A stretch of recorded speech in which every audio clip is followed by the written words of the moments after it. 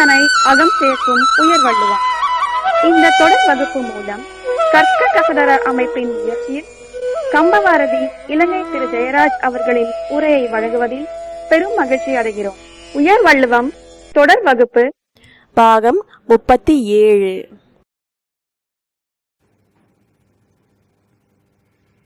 எல்லாம் வல்ல இறைவனுடைய திருவடிகளை என்னுடைய மனமொழி மெய்களால் போற்றி பணிகின்றேன்.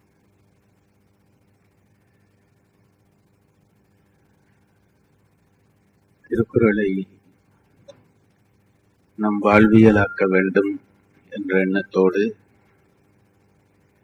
கற்க கசடர என்கின்ற இந்த அமைப்பினை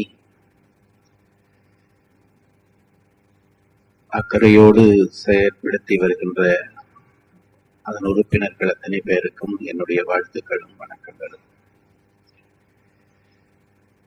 திருக்குறளை படித்தே தீருவது என்று,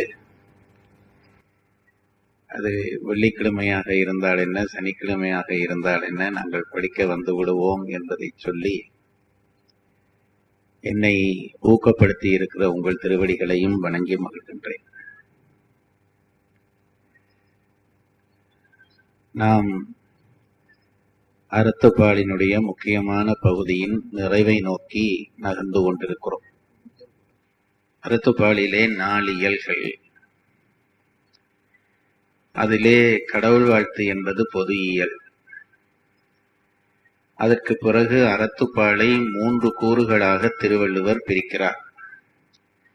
இல்லறவியல், துறவரவியல், ஊழியல் என்ற அந்த 3 இயல்களையும் காரணம் நோக்கி ஒன்றன் பின் ஒன்றாக அமைத்திருக்கிறார் திருவள்ளுவர். அந்த அடிப்படையிலே இல்லறவியல் என்ற பகுதிக்குள்ளே நாம் நுழைந்து அதனுடைய நிறைவு பகுதி நோக்கி நகர்ந்து கொண்டிருக்கிறோம். பாயிரவியலை அமைத்த காரணத்தை நான் பலதரம் இங்கே உங்களுக்கு சொல்லிவிட்டேன். கடவுள், கடவுளால் அமைக்கப்பட்ட இயற்கை, இயற்கையில் பொருந்தி இருக்கக்கூடிய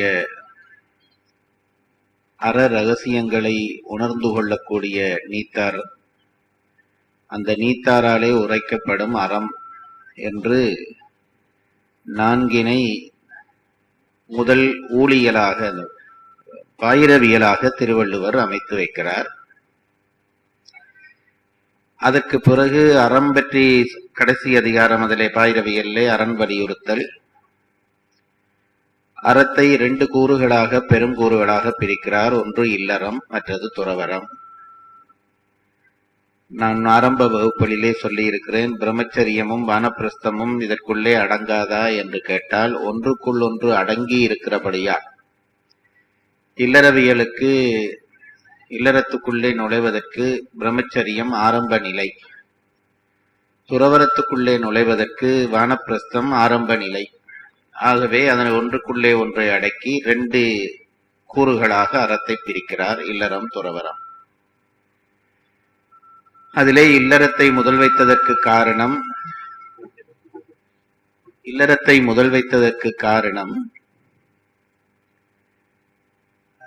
இல்லறத்திலே முதிர்ச்சி பெற்ற ஒருவன் தான் துறவரத்துக்குள்ளே நுழைய முடியும். இல்லறத்திலே அன்பு முதிர்ச்சி பெறாதவனுக்கு துறவரம் வாய்க்காது என்ற காரணத்தினால் தான் இல்லறத்தை முதல் பகுதியாக வைக்கிறார். அதிலே நாங்கள் ஆரம்ப நிலை தொட்டு படித்துக் கொண்டு வருகிறோம். இல்லறத்திலே செய்யப்பட வேண்டிய கடமைகள், அந்த கடமைகளை செய்ய ஒரு இல்வாழ்வானுக்கு துணையாக இருக்கக்கூடிய வாழ்க்கை துணை, அந்த வாழ்க்கை துணையோடு கூடி வாழ்கிற காலத்திலே பிறக்கிறதாகிய புதல்வரை பெறுதல், புதல்வரும் மனைவியும் வாய்த்தவுடனே ஒருவனுக்கு அன்பு செய்கிற தகுதி வருகிறது, அன்புடைமை. அன்பு செய்ய பழகிய ஒருவன் அந்த அன்பினாலே சமூக மனிதனாக மாற தலைப்படுகிறான். இல்லத்துக்குள்ளே அவன் செய்த அன்பு நிரம்பி மெல்ல மெல்ல சமூகத்துக்குள்ளே அது கசிய ஆரம்பிக்கிறது. அதனுடைய அடையாளமாக விருந்தோம்பல் என்கின்ற அதிகாரத்தை வைக்கிறார். விருந்தோம்பல் என்பது சமூகத்தோடு மனிதன் ஒரு இல்வாழ்வான் முதல் தொடர்பு கொள்கிற முறைமை என்றபடியால் அது சமூக தொடர்புக்கான அடையாளமாக அமைகிறது. அந்த விருந்தோம்பல் செய்வதற்கு அடிப்படை இன்சொல். ஆகவே இன்சொல்லை அதற்கு அடுத்த அதிகாரமாக வைக்கிறார். அதற்கு பிறகு நடுவு நிலைமை, செய்நன்றி அறிதல் என்று 2 அதிகாரங்கள். இந்த செய்நன்றி மறக்கக்கூடாது, அதே நேரத்திலே நடுவு நிலைமை தவறவும் கூடாது என்பதை உணர்த்துவதற்காக சமூக மனிதனாக அவனை மாற்றி நகர்த்துகிறார். அதற்கு பிறகு 3 விதமான குற்றங்களை அவன் நீக்க வேண்டும். ஒன்று மனக்குற்றம், அடுத்தது வார்த்தையிலே வரக்கூடிய குற்றம், அடுத்தது செயலிலே வரக்கூடிய குற்றம்.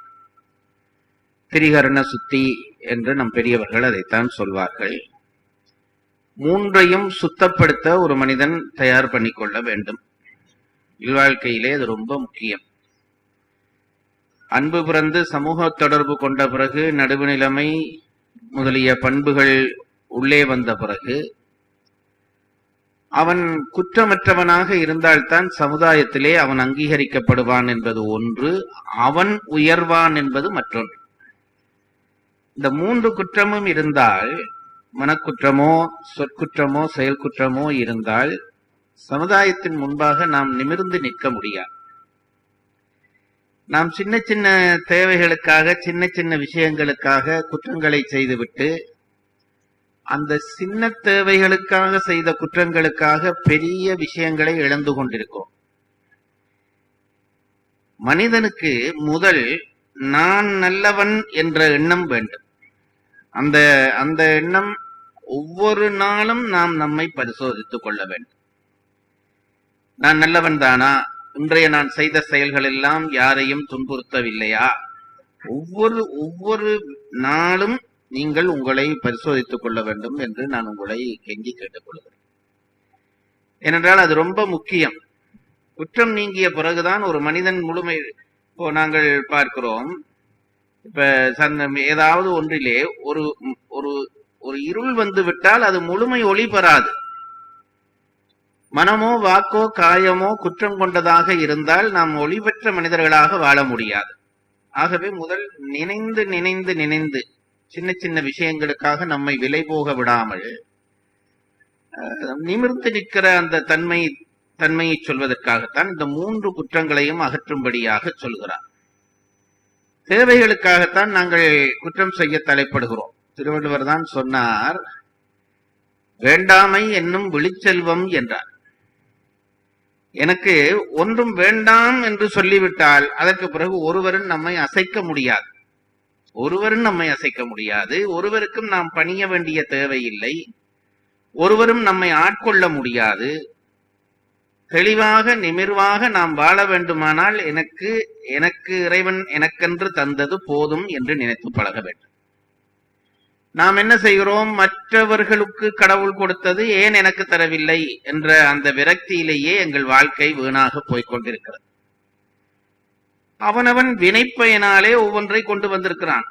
ஒருவனுக்கு நல்ல கார்லே போகணும் என்று விதி, ஒருவனுக்கு 2 மோட்டார் சைக்கிள்லே போகணும் என்று விதி, ஒருவனுக்கு சைக்கிள்லே போகணும் என்று விதி, ஒருவனுக்கு காலிலே நடந்து போக வேணும் என்று விதி. சில பேருக்கு காலே இல்லை. இதிலே அவனை பார்த்து எனக்கு இது ஏன் தரவில்லை என்று கேட்பதை போல முட்டாள்தனம் ஒன்றும் இல்லை. எனக்கு தந்தது போதும். அதை நினைத்து பழகிவிட்டோமானால் நம்மை விட செல்வர்கள் வேறு ஒருவரும் இல்லை. நான் முன்பு உங்களுக்கு சொல்லி இருக்கிறேன், போதும் என்ற மனமே பொன் செய்யும் மருந்து, வீடு முழுவதும் பொன்னாக போய்விடும். ஆகவே வேண்டாம் என்று சொல்லுகிற அந்த மனநிலை வர வேண்டுமானால் குற்றங்கள் நீங்க வேண்டும். குற்றங்கள் ஒரு நாளும் நம்மை முழுமையடைய செய்யாது. அதனால்தான் இந்த அதிகாரங்களை பின்னாலே திருவள்ளுவர் அடக்கினார். மனக்குற்றங்களை நீக்கு. ஏனென்றால் குற்றம் பிறக்கிற இடம் அது, ஊற்று அது. அங்கே அழுக்கு இருந்தால் கட்டாயம் வார்த்தையிலே அழுக்கு வரும், அதற்கு பிறகு செயலிலே அழுக்கு வரும். நாம் பெரும்பாலும் செயலழுக்கை மறைத்து விடுகிறோம். மற்றவர்களுடைய கவனிப்புக்கு அது வந்துவிடும் என்பதற்காக மறைத்து விடுகிறோம். வாக்கிலே வருகிற குற்றங்களையும் பெரும்பாலும் நாம் உள்ளத்துக்குள்ளே தீமை இருந்தாலும் அதை வெளிக்காட்டாமல் பார்த்துக் கொள்கிறோம். ஏனென்றால் மற்றவர்கள் அதை தெரிந்து எம்மை இகழ்வார்கள் என்று. ஆனால் நமக்குள்ளே இருக்கிற மனக்குற்றங்கள் மற்றவர்களுக்கு தெரிவதில்லை. ஆகவே அந்த அந்த அந்த ஒன்றை மட்டும் கட்டவித்து விட்டு விடுகிறோம். கட்டவித்து விடுவ, நீ எப்படியும் எதையும் நினைத்துக்கொள், அதை சுத்தப்படுத்த வேணும். ஏன்னா அது உலகத்துக்கு தெரியாது, மற்றவையெல்லாம் உலகத்துக்கு தெரிய வந்துவிடும் என்றபடியால் அதனால்தான் திருவள்ளுவர் சொன்னார், மனத்துக்கண் மாசிலனாதல் அனைத்து அரண். ஊற்று சுத்தமாக வந்துவிட்டால் பிறகு வெளியிலே வருகிற வார்த்தை சுத்தமாகத்தான் வரும், செயல் சுத்தமாகத்தான் வரும். நம்முடைய மனம் கடவுளுடைய கருணையினாலோ அல்லது கடவுளுடைய விளையாட்டாலோ நன்மை தீமை என்ற உலகுக்குள்ளே பயணித்துக் கொண்டிருக்கிறது. நம்முடைய மனத்துக்கு கடவுள் அப்படித்தான் ஒரு அமைப்பு உருவாக்கி கொடுத்திருக்கிறார். நன்மை தீமை கலந்த உலகத்துக்குள்ளேதான் நம்முடைய எண்ணங்கள் பயணித்துக் கொண்டிருக்கின்றன. இதுல என்ன ஒரு சங்கடம் என்று கேட்டால், நன்மையை அடைய கொஞ்சம் சிரமப்பட வேண்டும். சில ஒழுக்கங்களை கடைபிடிக்க வேண்டும், சில ஆசாரங்களை கடைபிடிக்க வேண்டும். அப்பொழுதுதான் நன்மையை நாம் தொட முடியும். தீமையை அடைய ஒரு கஷ்டமும் இல்லை. நினைத்த உடனே தீமை செய்யலாம், தீமை நினைக்கலாம். அதனாலே நமக்கு பெரும்பாலும் நம்முடைய மனதுக்கு தீமைபால் நாட்டம் என்பது அதிகமாக இருந்து கொண்டிருக்கிறது. ஆகவே உலக பார்வைக்காக நம்மை தோற்றத்தை சுத்தம் செய்து கொள்கிறோம், வார்த்தையை சுத்தம் செய்து கொள்கிறோம், மனத்தை சுத்தம் செய்ய பெரும்பாலும் நாம் முயற்சிப்பதில்லை. நான் சொல்கிறேன், தோற்றத்தை நீ சுத்தப்படுத்துவது முக்கியமல்ல, வார்த்தையை சுத்தப்படுத்துவது முக்கியமல்ல. மனதை சுத்தப்படுத்தினால் மற்ற இரண்டும் தானாக சுத்தப்படும்.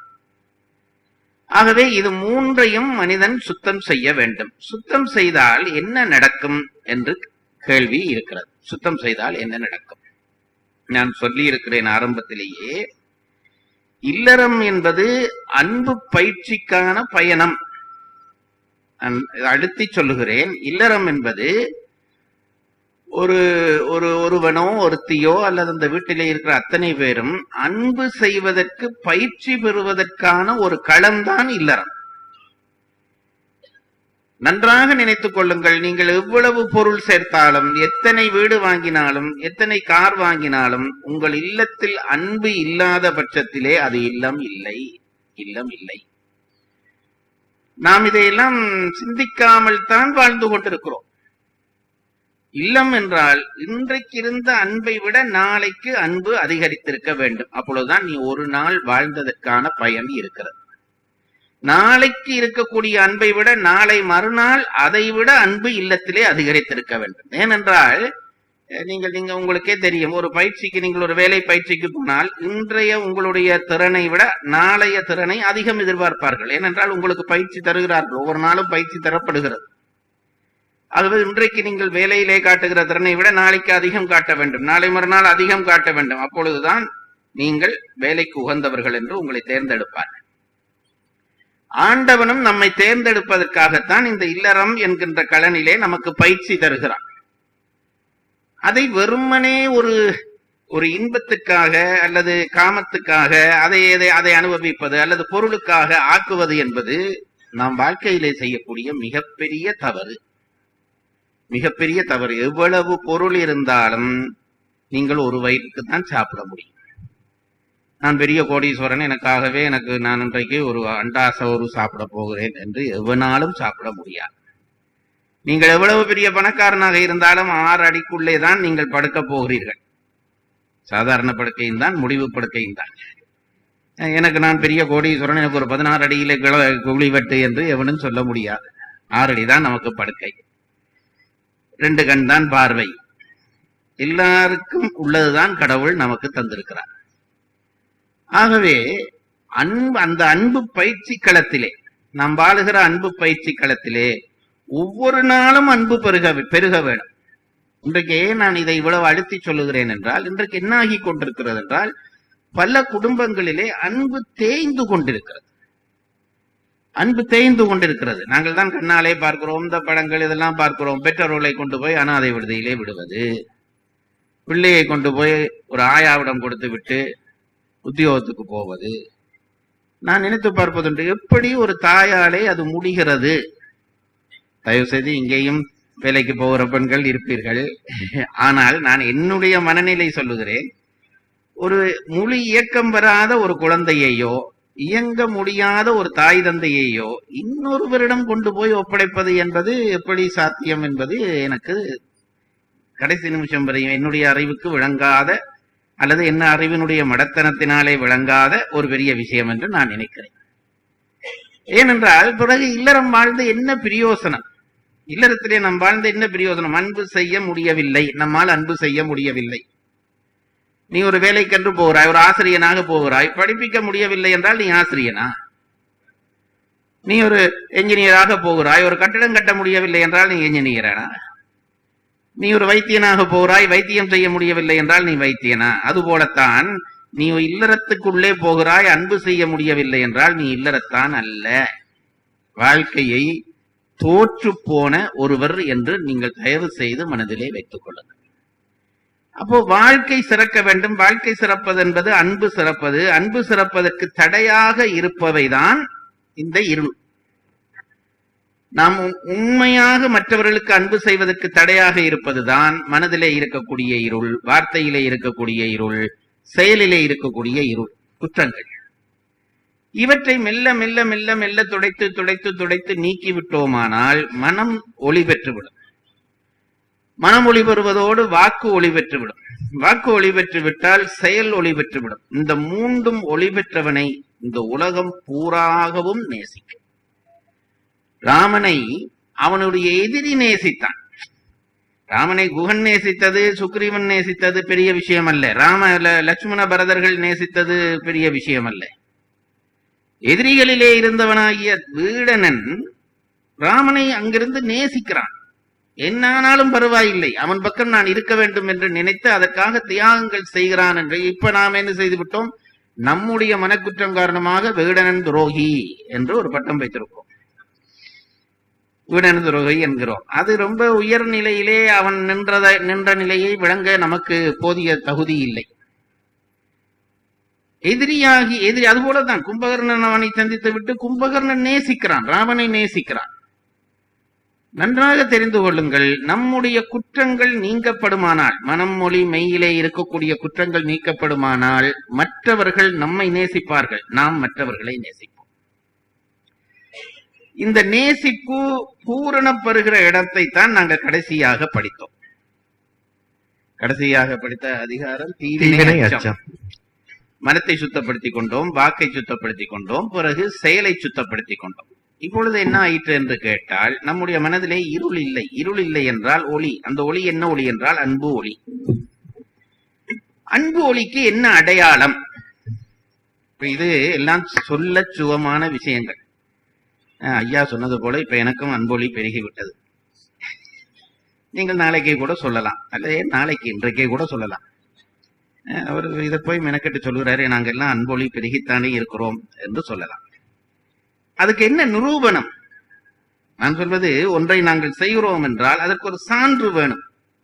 நான் இல்லறத்தில் முறைப்படி வாழ்ந்து எனக்கு ரொம்ப அன்பு பெருகி என்னுடைய குற்றங்கள் எல்லாம் நீங்கினபடியால் இப்பொழுது என் நெஞ்சத்திலே அன்பை தவிர வேறொன்றும் இல்லை என்று நீங்கள் சொல்கிறீர்களானால் நான் அதற்கு அடுத்ததாக கேட்பேன், நீங்கள் சொல்வது நிஜமானால் அதற்கு ஒரு சான்று காட்டுங்கள். நீங்கள் அன்பினுடைய வடிவமாகி விட்டீர்கள் என்பதற்கு ஒரு சான்று காட்ட வேண்டும்.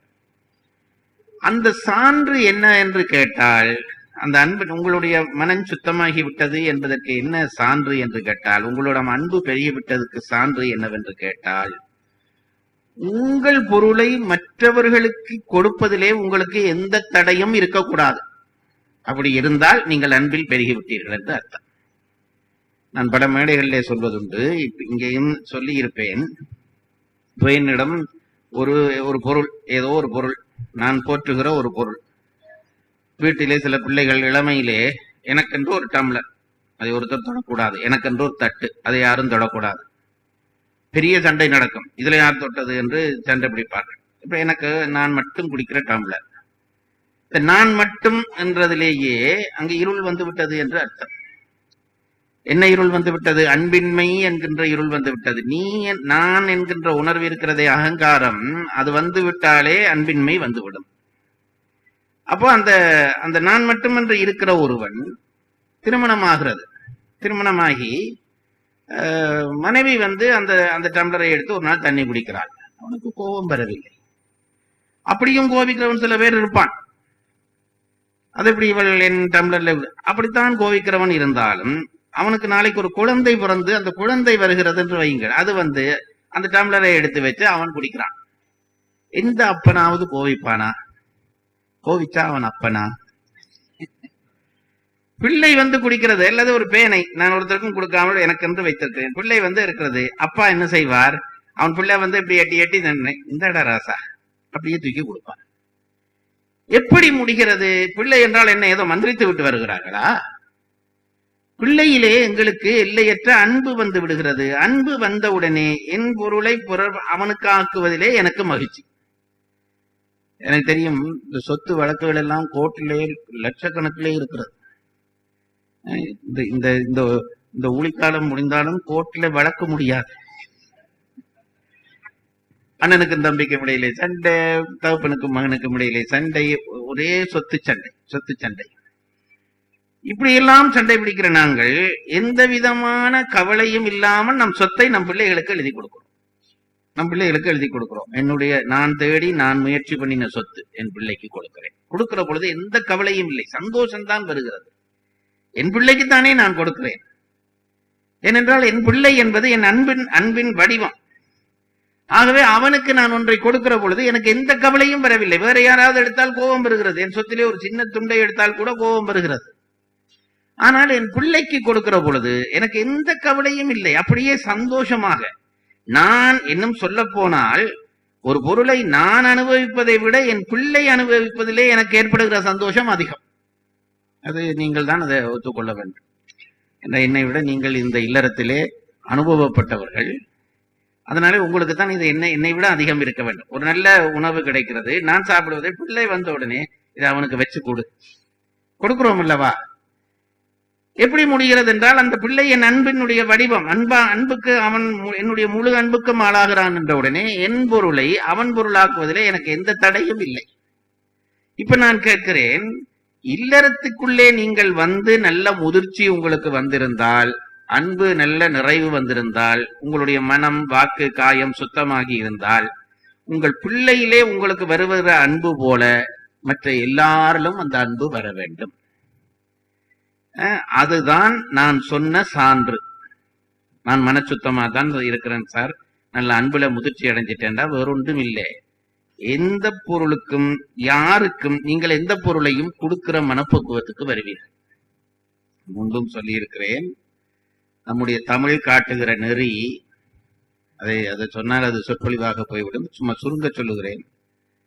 மனிதன் மனிதனிலே அன்பு செய்கிறது காட்டினார்கள், மனிதன் விலங்கிலே அன்பு செய்வது காட்டினார்கள், மனிதன் பறவையிலே அன்பு செய்வது காட்டினார்கள், மனிதன் தாவரத்திலே அன்பு செய்வது காட்டினார்கள், கடைசியிலே மனிதன் கல்லிலே அன்பு செய்வது காட்டினார்கள். கண்ணப்பன் கதை உங்களுக்கு தெரியும்.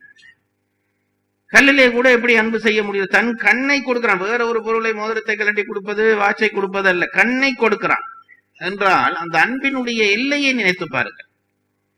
அந்த அன்பினுடைய எல்லை, அதான் மணிவாசகர் விதிர்க்கிறார். அப்படி ஒரு அன்பை சந்தித்த பிறகு என்னை எப்படி நீ ஏற்றுக்கொண்டாய் இறைவா என்று கேட்கிறார். கல்லுக்கு கண்ணை ஒருத்தனுக்கு கொடுத்தானே, அப்படி ஒரு அன்பை பார்த்த பிறகு நல்ல ஒரு திறமான உணவை திறமான இடத்திலே சாப்பிட்டவன் அந்த உணவே இல்லாத ஒரு உப்புச்சப்பில்லாத ஒரு உணவையும் வாங்கி சாப்பிடுகிறான் என்றால் அவன் எவ்வளவு கருணை உள்ளவனாக இருக்க வேண்டும் என்று மணிவாசகர் நினைக்கிறார்.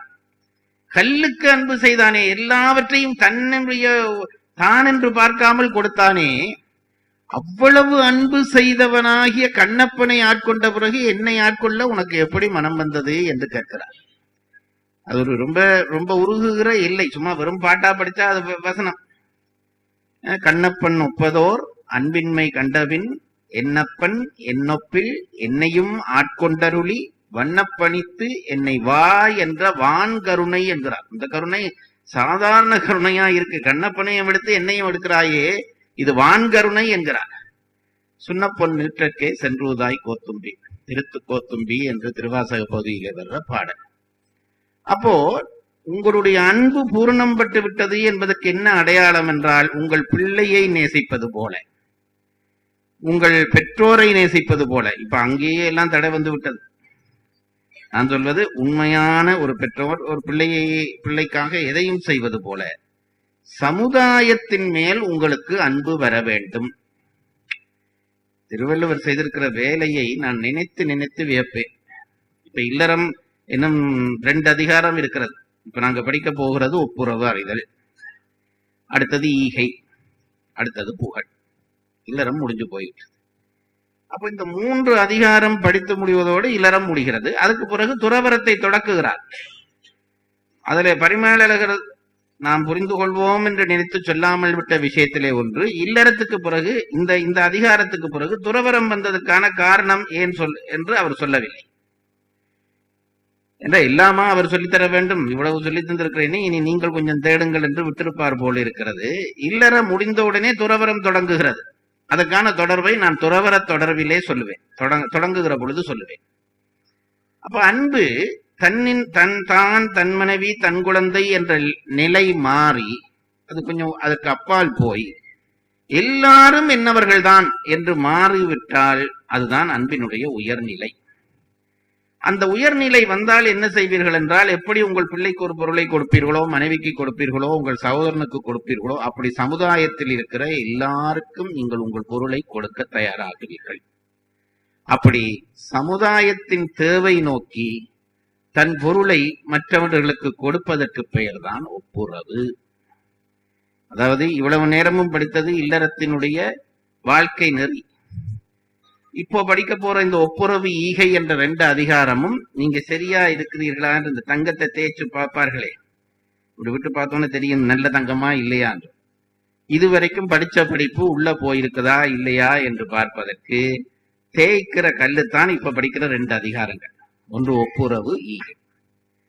ஒப்புரவு என்றால் என்னவென்றால், சமுதாயத்தை உலக நடையை பார்த்து அந்த உலக நடையை விளங்கி அந்த உலகத் தேவைக்காக தன் பொருளை உலகத்துக்காக கொடுத்தல். மேலோட்டமாக சொல்வதானால் இதுதான். உங்களுடைய பொருளை உலகத்துக்கு கொடுத்தல். 4 பிள்ளைகள் பஸ்ஸுக்காக நிற்கிறார்கள். அதுல பஸ் ஸ்டாண்ட் இல்லை, கடும் வெயில், கடும் மழை, கடும் குளிர். அந்த பிள்ளைகள் அதிலே காய்வதை பார்த்துவிட்டு ஒரு செல்வன், தனக்கு வசதி உள்ளவன், செல்வன் தான் செய்ய வேணும் என்பதில்லை, எவனும் செய்யலாம்.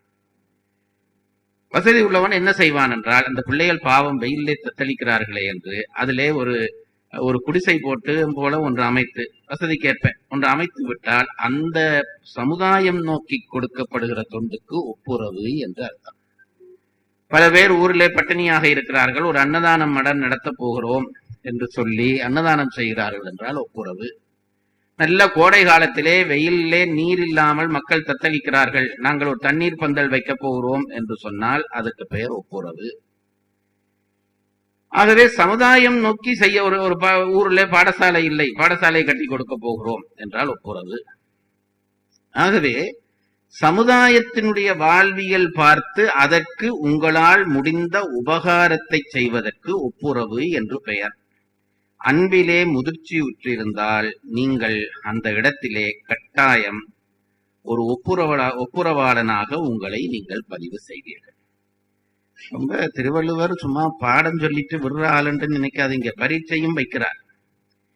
இவ்வளவு நேரம் சொன்னதுக்கு நாங்க எல்லாரும் தலையாட்டுமா, எனக்கு மனைவியில அன்பு வந்துட்டுது, கணவன் நான் மனக்குற்றம் நீக்கிட்டேன், சொற்குற்றம் நீக்கிட்டேன், இதெல்லாம் தலையாட்டுவான். டே சும்மா டூப்பு விடாதே, இந்த பரிசோதனை இதுல காட்டு.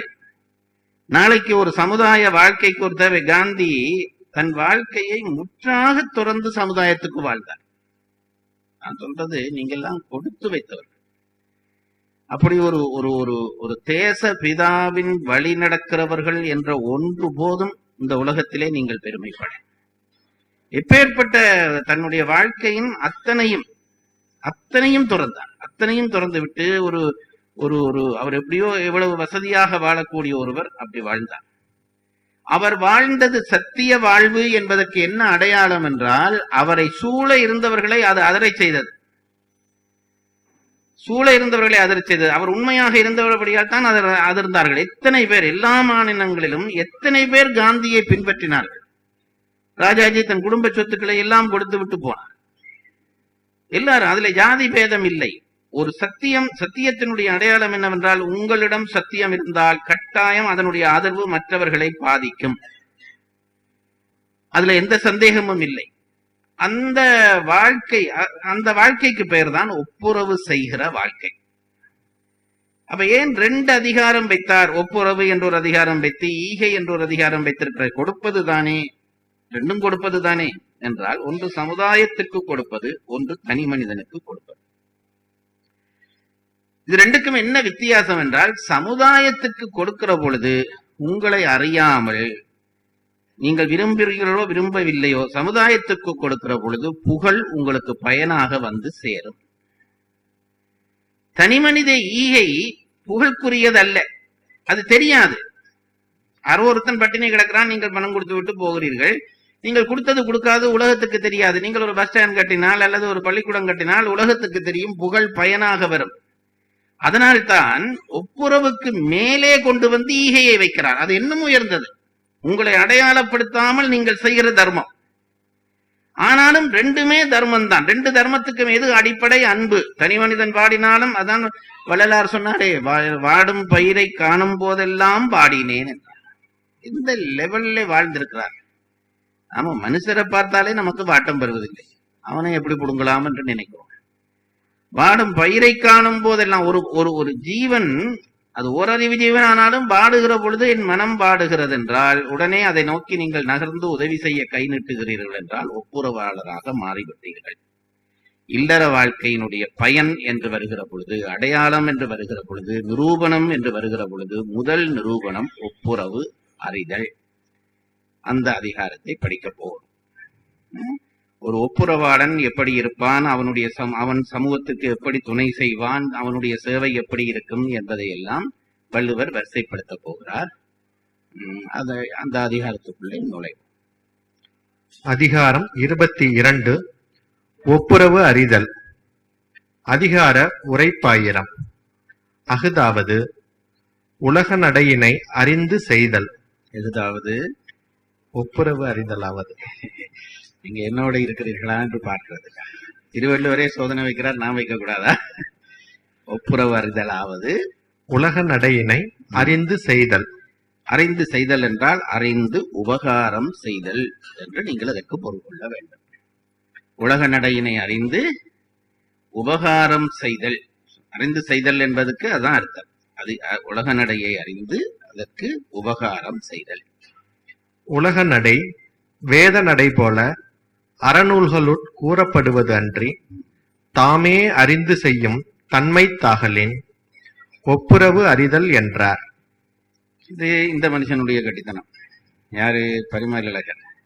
திருவள்ளுவரை வியப்பதா பரிமேலழகரை வியப்பதா என்று தெரியவில்லை. அவர் சொல்லுகிறார், இப்படித்தான் நடக்க வேண்டும் என்று நம்முடைய வேதங்கள் வழியாக வந்த நூல்கள் சொல்லுகின்றன. சுருதிகளும் சொல்கின்றன, ஸ்மிருதிகளும் சொல்கின்றன. ரெண்டுக்கு என்ன வித்தியாசம்? சுருதி என்றால் வேதம், ஸ்மிருதி என்றால் தர்மசாஸ்திரம்.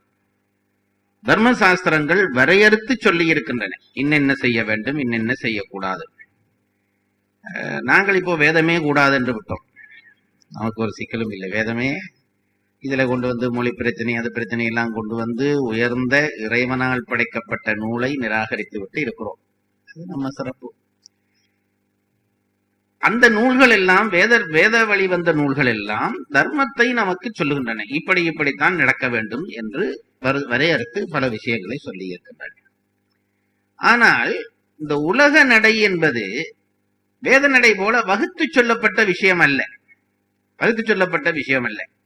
அது அந்தந்த சூழலிலே இருக்கக்கூடிய நிலைமையை நாம உணர்ந்து செய்யக்கூடிய விஷயம். இப்ப நான் சும்மா உதாரணத்துக்கு சொல்றேன். ஊர்ல பஞ்சம், அன்னதானம் போடு என்று சொன்னால் அது வேத நடை. நான் சும்மா போகிறேன், ஒரு இடத்துல பசி இருக்கிறது, அந்த பசியை பார்த்த பிறகு அப்ப வேதம் ஊருக்கு சாப்பாடு போடு என்று சொன்னதே தவிர ஒருவனுக்கு சாப்பாடு போடு என்று சொன்னதா என்று ஆராய்ச்சி பண்ணி கொண்டிருப்பது இல்லை. உடனடியாக அந்த நேரத்திலே அந்த இடத்திலே அது தேவை இருக்கிறதா அதை அறிந்து கொண்டு நீ துணை செய். இது உலக நடை, அது வேத நடை. வேத நடையிலே வகுத்து சொல்லப்பட்டிருக்கிறது எல்லா விஷயமும். ஆனால் உலக நடையிலே வகுத்து சொல்லப்பட்டிருக்காது. எது எது எந்தெந்த இடத்துல ஒரு நேரத்திலே அடிப்பது தர்மமாகும், ஒரு நேரத்திலே அடிக்காமல் இருப்பது தர்மமாகும். இது அந்தந்த நேரத்திலே நாம் உணர்ந்து கொள்ள வேண்டும். அடிப்பது தர்மமா என்று கேட்டால், கொலை செய்வது தர்மமா என்று கேட்டால், அதெல்லாம் இப்ப தர்ம லிஸ்டுக்குள்ள சேர்த்துட்டோம். தர்மமா என்று கேட்டால் பதில் சொல்ல முடியாது. அது அந்த சூழலை கொண்டு, ஒரு ஆடு நோய் காரணமாக கிடந்து துடிக்கிறது, அல்லது ஒரு ஒரு ஒரு சின்ன ஜீவன் இன்னொருவன் அதை துன்புறுத்தி விட்டான், அது உயிர் போக போறது, கிடந்து துடிக்கிறது. அதை பார்த்து அந்த நேரத்தினை அதன் ஜீவனை போக்காட்டுவது என்பது தர்மம். இது நான் சொல்ல முடியாது. அது அந்த இதை நான் சொன்னதை நீங்க ஒரு சட்டமா எடுத்துட்டீர்களானால் அது வேத நடை. அந்த சூழலிலே அதை பார்த்து செய்வது. அதுபோல ஒரு இடத்திலே நான் உயிரை கொல்லாமல் இருக்க வேண்டும் என்று நினைப்பது. அது சூழல், அந்த சமுதாயம், அந்த நெறி நமக்கு உணர்த்த வேண்டும். அதனாலேதான் பரிமேலழகர் ஒரு கட்டித்தனம் பண்ணுகிறார். இந்த அதிகாரத்துக்கு என்ன பெயர் வைத்திருக்கிறார்கள் என்றால், ஒப்புரவு செய்தல் இல்லை. ஒப்புரவு செய்தல் இல்லை, ஒப்புரவு அறிதல். ஒப்புரவு செய்தல் என்றால் ஏற்கனவே சொல்லப்பட்டிருக்கிறது, அதை நீ செய்யென்று ஆகிவிடும். அறிதல் என்றால் அந்தந்த சூழ்நிலைக்கேற்ப நீ என்ன செய்ய வேண்டும் என்பதை உணர்ந்து கொண்டு செய். அதுதான் உலகத்துக்கு செய்கிற ஒப்புரவு செய்தல் என்பதாகும் என்றபடியால், அதனாலேதான் இந்த அதிகாரத்துக்கு செய்தல் என்று பெயர் வைக்காமல் ஒப்புரவு அறிதல் என்று பெயர் வைத்தார் என்கிறார் பரிமேலழகர். அந்த இடத்தை வாசிங்க திருப்பி முதல்ல இருந்து. அஃதாவது உலக நடையினை அறிந்து செய்தல். உலக நடை வேத நடை போல அறநூல்களுட் கூறப்படுவதன்றி தாமே அறிந்து செய்யும் தன்மை தாகலின் ஒப்புரவு அறிதல் என்றார். ஒப்புரவு அறிதல் என்றார், ஒப்புரவு செய்தல் இல்லை. வேத நூல்களை எப்படி செய்வார்கள் என்றால், வேதம்தான் தர்மங்களை எல்லாம் முதல் வகுத்தது. அது ரொம்ப அதை விளங்கி செயல்படுவது என்பது ஒரு சிலருக்கே, அறிவு மிகுந்த ஒரு சிலருக்கே சாத்தியம் என்றபடியால் வேத நூல் வரிசையை படிப்படியாக இறக்கினார்கள்.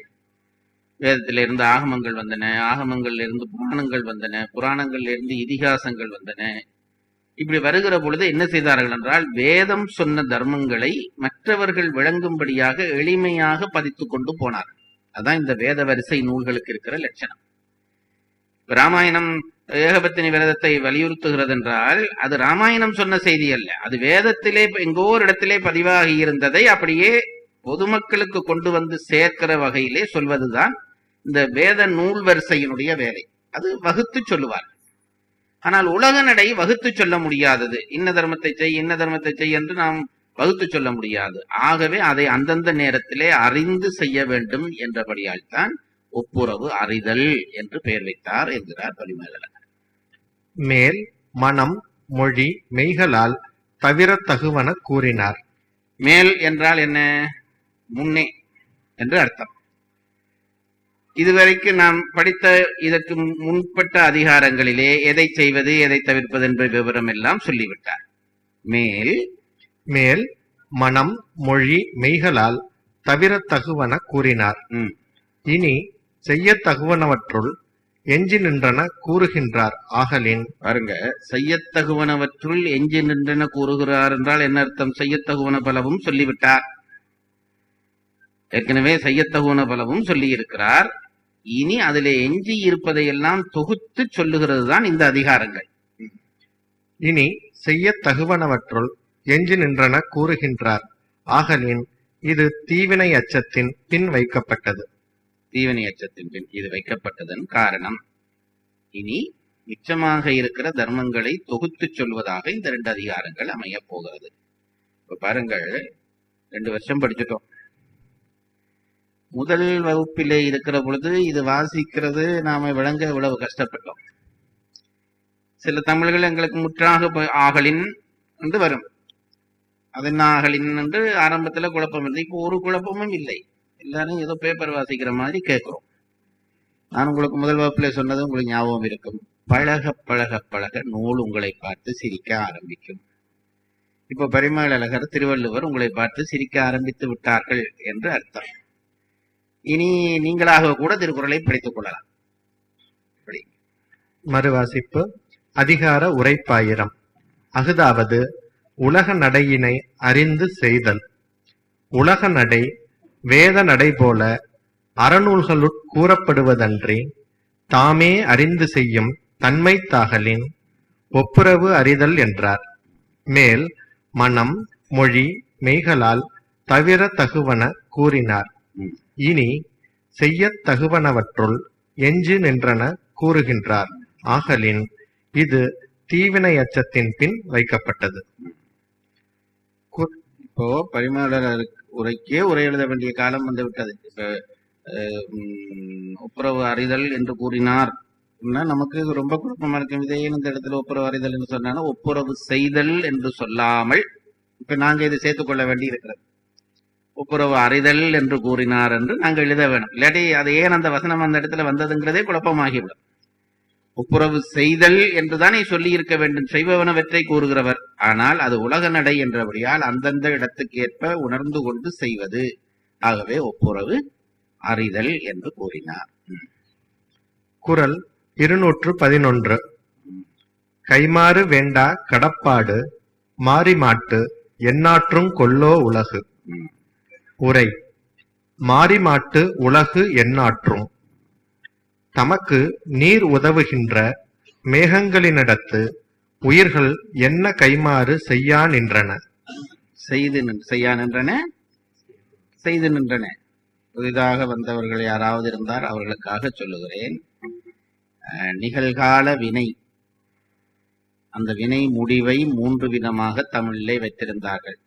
ஆனென்று, கின்று, கிறு என்று 3 முடிவு. அதாவது நான் இது இலக்கண குறிப்பிலே சொல்வது, சும்மா சொல்வதனால் அவன் செய்கின்றான் அல்லது அவன் படிக்கின்றான், இது இப்படி சொல்லலாம். இதுக்கு சரி. அல்லது அவன் படிக்கின்றான் என்று முதல் சொன்னேன், அது கின்று. பிறகு படிக்கிறான், கிறு. இது ரெண்டும் இப்பொழுதும் நம்முடைய மொழி பயிற்சியிலே உண்டு. கால மாற்றத்திலே மொழி பயிற்சியிலே மாற்றங்கள் நிகழ்ந்து கொண்டிருக்கின்றன. என்ன செய்தார்கள் என்றால் ஒன்றை விட்டுவிட்டார்கள். பழைய காலத்திலே இப்ப செய்கிறான் என்பது போல செய்யா நின்றான் என்றால் செய்கிறான் என்றுதான் அர்த்தம். அதான் ஆ நின்று என்று அர்த்தம். செய்யா நின்று என்றால் செய்கிறான் என்று அர்த்தம். பிற்காலத்திலே அந்த அந்த வழக்கு ஒழுங்கி போய்விட்டது. ஏனென்றால் அதிலே ஒரு 2 அர்த்தம், செய்யான் என்றான் என்பதிலே செய்யாமல் விட்டான் என்ற அர்த்தமும் இருக்கிறபடியால் குழப்பங்கள் வந்ததாலோ என்னவோ அந்த அந்த அந்த நடையை இன்றைக்கு விட்டுவிட்டோம். அந்த பிரயோகத்தை இன்றைக்கு விட்டுவிட்டோம். ஆனால் பழைய பாடல்கள் அப்ப அதையேன் மெனக்கட்டி இப்ப படிக்கிறோம். தேவையிலேயே சும்மா தூக்கி போடுங்க சார் என்றால் இப்ப இது படிக்கிறோம். செய்யான் என்று வருகிறது. பழைய இலக்கிய பாடல்கள் படிக்கிற பொழுது வரும். என்ன தாயர் சுற்றத்தார் எம்மாடு சும்மாடாம் ஏவர் நல்வர் செத்தால் வந்து உதவுவார் ஒருவர் இல்லை சிறுவிறகால் தீமூட்டி செல்லா நிற்பர். செல்லா நிற்பர் என்றா என்ன அர்த்தம்? சுடலையில கேம்ப் போட்டுருவான் என்று அர்த்தம் இல்லை, செல்வர் என்று அர்த்தம். அப்ப இது ஆசிரியர் ஒருவருக்கு தெரியாவிட்டால் மாணவர் குலாம் பெரும் இன்னலுக்கு ஆளாகும். செய்யா நிற்பர் என்றால் அவர்கள் செய்யாமல் விட்டு விடுவார்கள், அல்லது செல்லா நிற்பர் என்றால் செல்லாமல் விட்டு விடுவார்கள். செல்லா நிற்பர் என்றால் செல்வர் என்று அர்த்தம். இங்கே அந்த பிரயோகத்தை பயன்படுத்தி பார்க்கிறோம். மாறிமாட்டு உலகு எந்நாற்றும். தமக்கு நீர் உதவுகின்ற மேகங்களினிடத்து உயிர்கள் என்ன கைமாறு செய்யா நின்றன. என்றால் செய்து நின்றன. எப்பவும் ஒரு உண்மையை விளங்கப்படுத்துவதற்கு நம்முடைய தர்க்க நூல்கள் சில பிரமாணங்களை வகுத்து வைத்திருக்கின்றன. அதாவது இப்ப எவ்வளவு தண்ணீர் குடித்தீர்கள் என்றால் நான் இத்தனை லிட்டர் தண்ணி குடித்தேன். எவ்வளவு கடையில சர்க்கரை வாங்கினேன், இத்தனை கிலோ வாங்கினேன். இப்படி அதெல்லாம் நீங்கள் வைக்கிற அளவுகள் எதற்கு? உண்மையை அளப்பதற்கான அளவுகள். இத்தனை மீட்டர் துணி வாங்கினேன். அப்ப அது தெரிஞ்சால்தான் நீங்க சரியா வாங்குற பொருளினுடைய அளவு தெரிந்து வாங்கலாம். அப்ப அதை நிரூபணம் பண்ணுவதற்கு அளவு தேவை. அப்போ ஒரு உண்மையை நிரூபணம் பண்ணுவது எப்படி என்பது ஒரு கேள்வி. துணியை அளந்துடுறோம், வாங்குற சர்க்கரையை அளந்துடுறோம், குடிக்கிற தண்ணீரை அளந்துடுறோம். நீங்க பேசுகிற உண்மையை அளப்பது, அது அளக்காமல் இருப்பது நல்லது. அதை அளக்க எப்படி, நான் சொன்னது உண்மையா பொய்யா என்று அளப்பதற்கு, ஒரு உண்மையை நிரூபணம் செய்வதற்கு அளவையிலே சில முறைகளை, தர்க்கத்திலே சில முறைகள் வைத்திருக்கிறார்கள். அதிலே ஒன்று, அது 10 வைத்திருக்கிறார்கள், 11 வைத்திருக்கிறார்கள், 3 வைத்திருக்கிறார்கள். அதிலே முக்கியமானதிலே ஒன்று உவமை. ஒரு உண்மையை விளங்குவதற்கு உவமை துணை செய்யும். நான் விளக்கமாக சொல்லுகிற உவமைதான் உவமைக்கு சொல்வதற்கான உவமை. என்னவென்று கேட்டால், பையன் அமெரிக்காவிலே வேலை, அம்மாவும் அப்பாவுமாக சேர்ந்து அவனுக்கு பெண் பார்க்கிறார்கள். டெலிபோனிலே சொல்லுகிறார்கள், உனக்கு ஒரு பெண்ணை முடிவு பண்ணி விட்டோம் என்று சொல்லுகிறார்கள். அவனுக்கோ ஆர்வம் தாங்காமல், பார்த்த பெண் எப்படி அப்பா என்று கேட்கிறான். எப்படி அம்மா பார்த்த பெண் என்று கேட்ட உடனே அம்மா சொல்றாள், கிளி போல இருக்கிறாள். பையன் உடனே அங்க டெலிபோனுக்குள்ள சிரிக்கிறான். அவனுக்கு ரொம்ப சந்தோஷம். போட்டோ பார்க்கவில்லை, ஒன்றும் பார்க்கவில்லை, கிளி போல இருக்கிறான். இப்ப இந்த அம்மா சொன்னது என்னவென்றால், ஒரு உவமையை சொன்னான். அந்த உவமையினாலே உண்மையை அவன் விளங்கி கொண்டான். கிளி போல இருக்கிறாள் என்ற உவமை என்ன அர்த்தம் என்றால், அழகாக இருக்கான் அர்த்தம். இது அவ்வளவு அது வளைச்சிருக்குமா, பச்சை சேலை கொடுத்திருக்கிறாளா என்ற அர்த்தம் இல்லை. அதுக்குன்னு சூத்திரம், தமிழன் பண்ணியிருக்கிற வேலைக்கு ஒரு அளவில்லை. அவன் சொன்னான், சூத்திரம் சொல்றது, உவமைக்கு வந்துள்ளது. உவமை என்பது ஒருபுடையொப்பு, ஒரு பக்கத்தை விளங்கப்படுத்தும். உவமையும் பொருளும் ஒன்றாகாது. கிளி என்றால் கிளி மாதிரியே இருந்தால் அது உவமை அல்ல, அது உண்மை. கிளியினுடைய அழகை உவமிக்கிறாள் தாய், கிளி போல இருப்பாள் என்ற உடனே இவனுக்கு உடனே பெண்ணின், தனக்கு வரப்போகிற மனைவி எப்படி இருக்கிறாள் என்று உண்மை விளங்குறது அல்லவா. ஆகவே உவமை உண்மையை விளங்கப்படுத்துகிற ஒரு அளவுகோல். இங்கே ஒரு உவமையை சொல்லுகிறார் திருவள்ளுவர். அதுதான் இந்த முதல் குறளிலே சொல்லுவார். முதல் என்ன சொல்றார் என்றால், பரிமளர் அந்த பகுதியை தான் முதல் எடுக்கிறார். நமக்கு மாறி மழை பெய்கிறது, வானத்தில இருந்து மழை பொழியாவிட்டால் உலகம் போச்சு. அது இதுக்காகவே ஒரு அதிகாரம் வச்சு திருவள்ளுவர் சொன்னார், கடலும் தண்ணீர்மை குன்றும் என்றார். கடல்ல தண்ணீருக்கு தானே, அதுக்கு ஒண்ணும் கவலை இல்லைன்னா போடா பைத்தியக்காரா, கடலும் தன்னுடைய தன்மை கெட்டுவிடும். எப்படி கெடும் என்றால், அதிலே பிறக்கிற மற்ற மீன் முதலிய ஜீவராசிகள் பிறக்காமல் போய்விடும். தண்ணியுடைய செறிவு கூடினோடனே அது முட்டை போடாது, போட்டாலும் குஞ்சு பொறிக்காது. அதுபோல முத்து முதலிய அதிலே தண்ணீரிலே வரக்கூடிய விஷயங்கள் எல்லாம் பிறக்காமல் போய்விடும் என்று பரிமேலழகர் உரை எழுதினதை நீங்கள் படித்து ஞாபகம் வைத்திருக்கிறீர்கள்.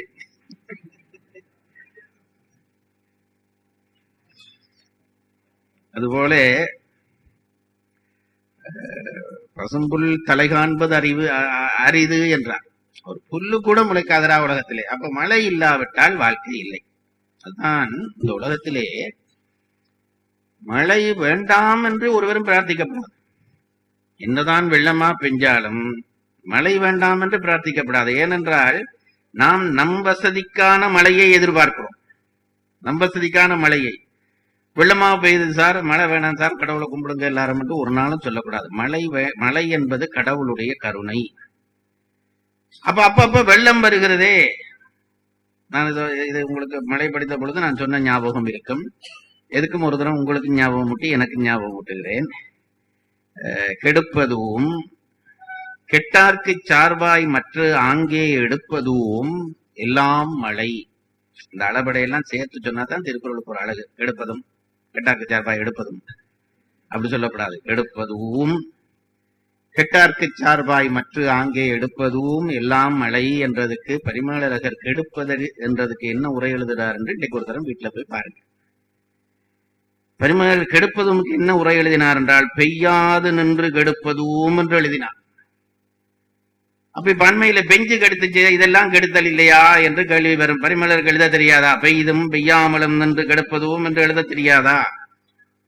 பரிமேலழகர் என்ன சொன்னார்? பெய்யாது நின்று கெடுப்பதும் என்றார். அப்ப பெரிய வெள்ளம் வருகிறதே என்றா, நீ உன் வசதிக்கு மழையை எதிர்பார்க்கிறாய். நமக்கு தேவை நெல் வர வேணும், காய்கறி வர வேண்டும், இதுக்கு அளவா மழை பெய்ய வேணும். மனிதனை போல ஒரு சுயநலவாதி இருப்பானா? நமக்கு அளவா மழை பெய்யும். நீங்க பாருங்க, நமக்கு மழை தண்ணி அளவா கிடைச்சா போதும். இப்ப ஆலமரம் இருக்குதே, வருஷத்துல ஒரு மழை குடிச்சிட்டு நிக்கும். வருஷத்துல ஒரு தரம் பெய்யற மழை தான். பனைமரம் இருக்குது, தென்னை மரம் இருக்குது. ஒரு வருஷத்துல ஒரு தரம் மழை தண்ணியை குடிச்சிட்டு ஒரு வருஷம் முழுக்க பயன் செய்யும் நமக்கு. கடவுள் ஏன் வெள்ளத்தை கொண்டு வருகிறார் என்றால், அத்தகைய பெருமரங்களுக்கும் தண்ணி நல்ல நிறைய உள்ளே போக வேணுமே, அதுக்கு கொஞ்சம் நீ நட்டப்பட்டா பரவாயில்லை, அது நல்லா குடிக்கட்டும் என்றுதான் வெள்ளம் வருது. ஆகவே வெள்ளத்தையும் வேணாம் என்று சொல்லப்படாது. நீ உன்னுடைய வசதிக்காக வெள்ளம் வேணாம் என்கிறார்.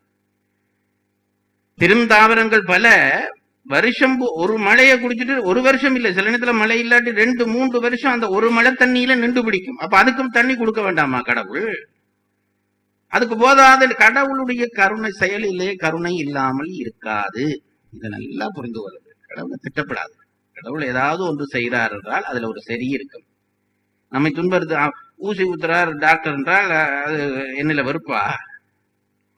அதுல ஒரு காரணம் இருக்கும் பாருங்க. அப்ப கடவுள் துன்பம் செய்கிறார் என்றால் அப்படி அதுக்கான ஒரு காரணம் இருக்கும். அதனாலேதான் இந்த மழை செய்கிற உதவி இருக்கிறதே அது எல்லாருக்கும் கருணை செய்யும். இன்னார் இன்னார் என்று பேதம் பார்ப்பதில்லை. அதனாலதான் ஆண்டவனுக்கு மழையை உவமையாக சொல்வார்கள். மேலிருந்து கீழ் வருவது என்று சொல்லுகிற பொழுது அதுக்கு உவமை சொல்வார் என்றால் அது பாரபட்சம் பார்க்காது. ஜெயராஜனுக்கு வேண்டப்பட்டவர், அவருக்கு கொஞ்சம் கூட மழை பெய்வோம், அவரு அவ்வளவு சரியில்லை, அவருக்கு மழையை கொஞ்சமா பெய்வோம், அப்படி இல்லை. அது எல்லாருக்கும் தேவையான நேரத்திலே தேவையானதை பெய்து கொடுக்கும். அதனால்தான் பெய்யாது நின்று கெடுக்கும் என்று எழுதினார், பெய்து கெடுக்கும் என்று எழுதவில்லை. நான் திருக்குறள் படிக்கிற காலத்திலே என்னுடைய ஆசிரியர்களுக்கு இந்த கேள்வி அந்த உரை படிக்கிற பொழுது நான் நிப்பாட்டி விட்டேன். ஏன் பெய்யாது நின்று பெய்து நின்று கெடுக்கும் என்று போடவில்லை என்றால் வகுப்பிலே அது ஒரு பெரிய பிரச்சனையாக போய்விட்டது. பிறகு நான் அடுத்த நாள் பூரா யோசிச்சு நானே பதில் சொன்னேன். என் ஆசிரியர் என்னை தட்டி தந்தார். ஏனென்றால் தாவரம் பெரும் தாவரங்கள் பல. அது மாதிரி கடலுக்கு சில நேரத்தில் தண்ணீர் தேவைப்படும். அதனுடைய அளவு கூட்டுவதற்கு தண்ணீர். அப்ப பெரு வெள்ளம் வந்தால்தான் கடல் தன்னை காப்பாற்றிக் கொள்ளலாம், கடல் ஜீவராசிகள் காப்பாற்றிக் கொள்ளலாம்.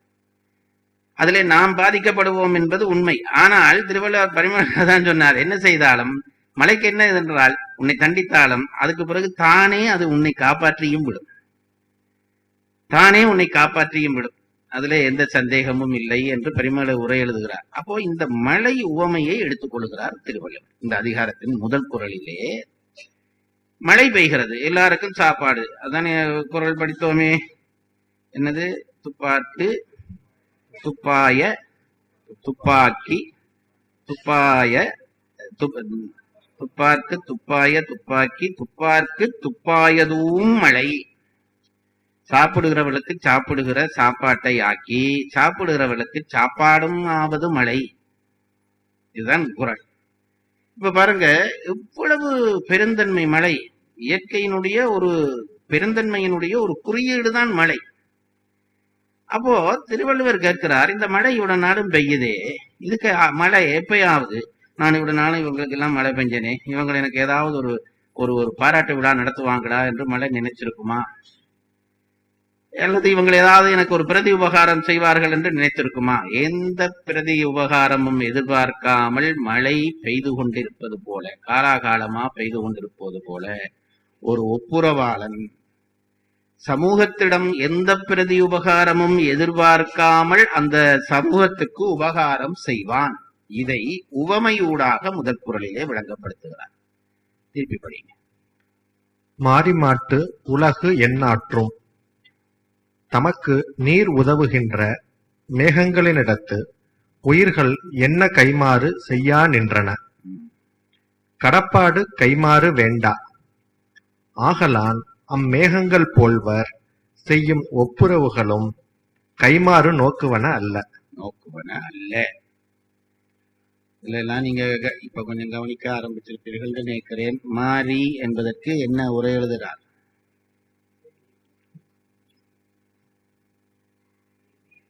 இல்லை, மாறி மேகம் என்று உரை எழுதுகிறார்.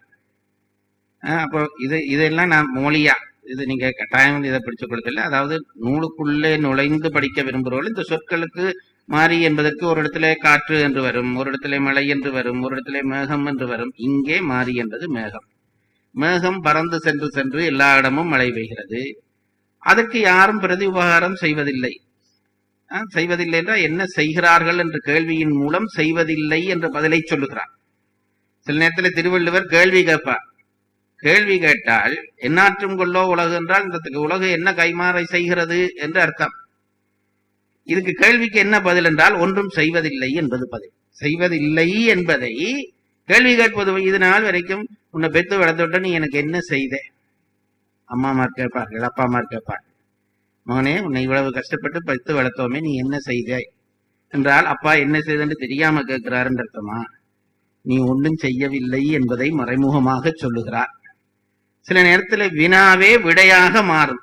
இங்கேயும் எந்நாற்றும் கொள்ளோ உலகு என்று அந்த கேள்வியிலே விடை வைக்கிறார். ஒன்றும் மாற்றுவதில்லை, உலகம் அதற்கு ஒரு பதிலும் உபகாரம் செய்வதில்லை. அப்படித்தான் ஒப்புரவாளர்கள் உலகத்திற்கு கடமை செய்வார்கள். நன்றாக நினைத்துக் கொள்ளுங்கள்.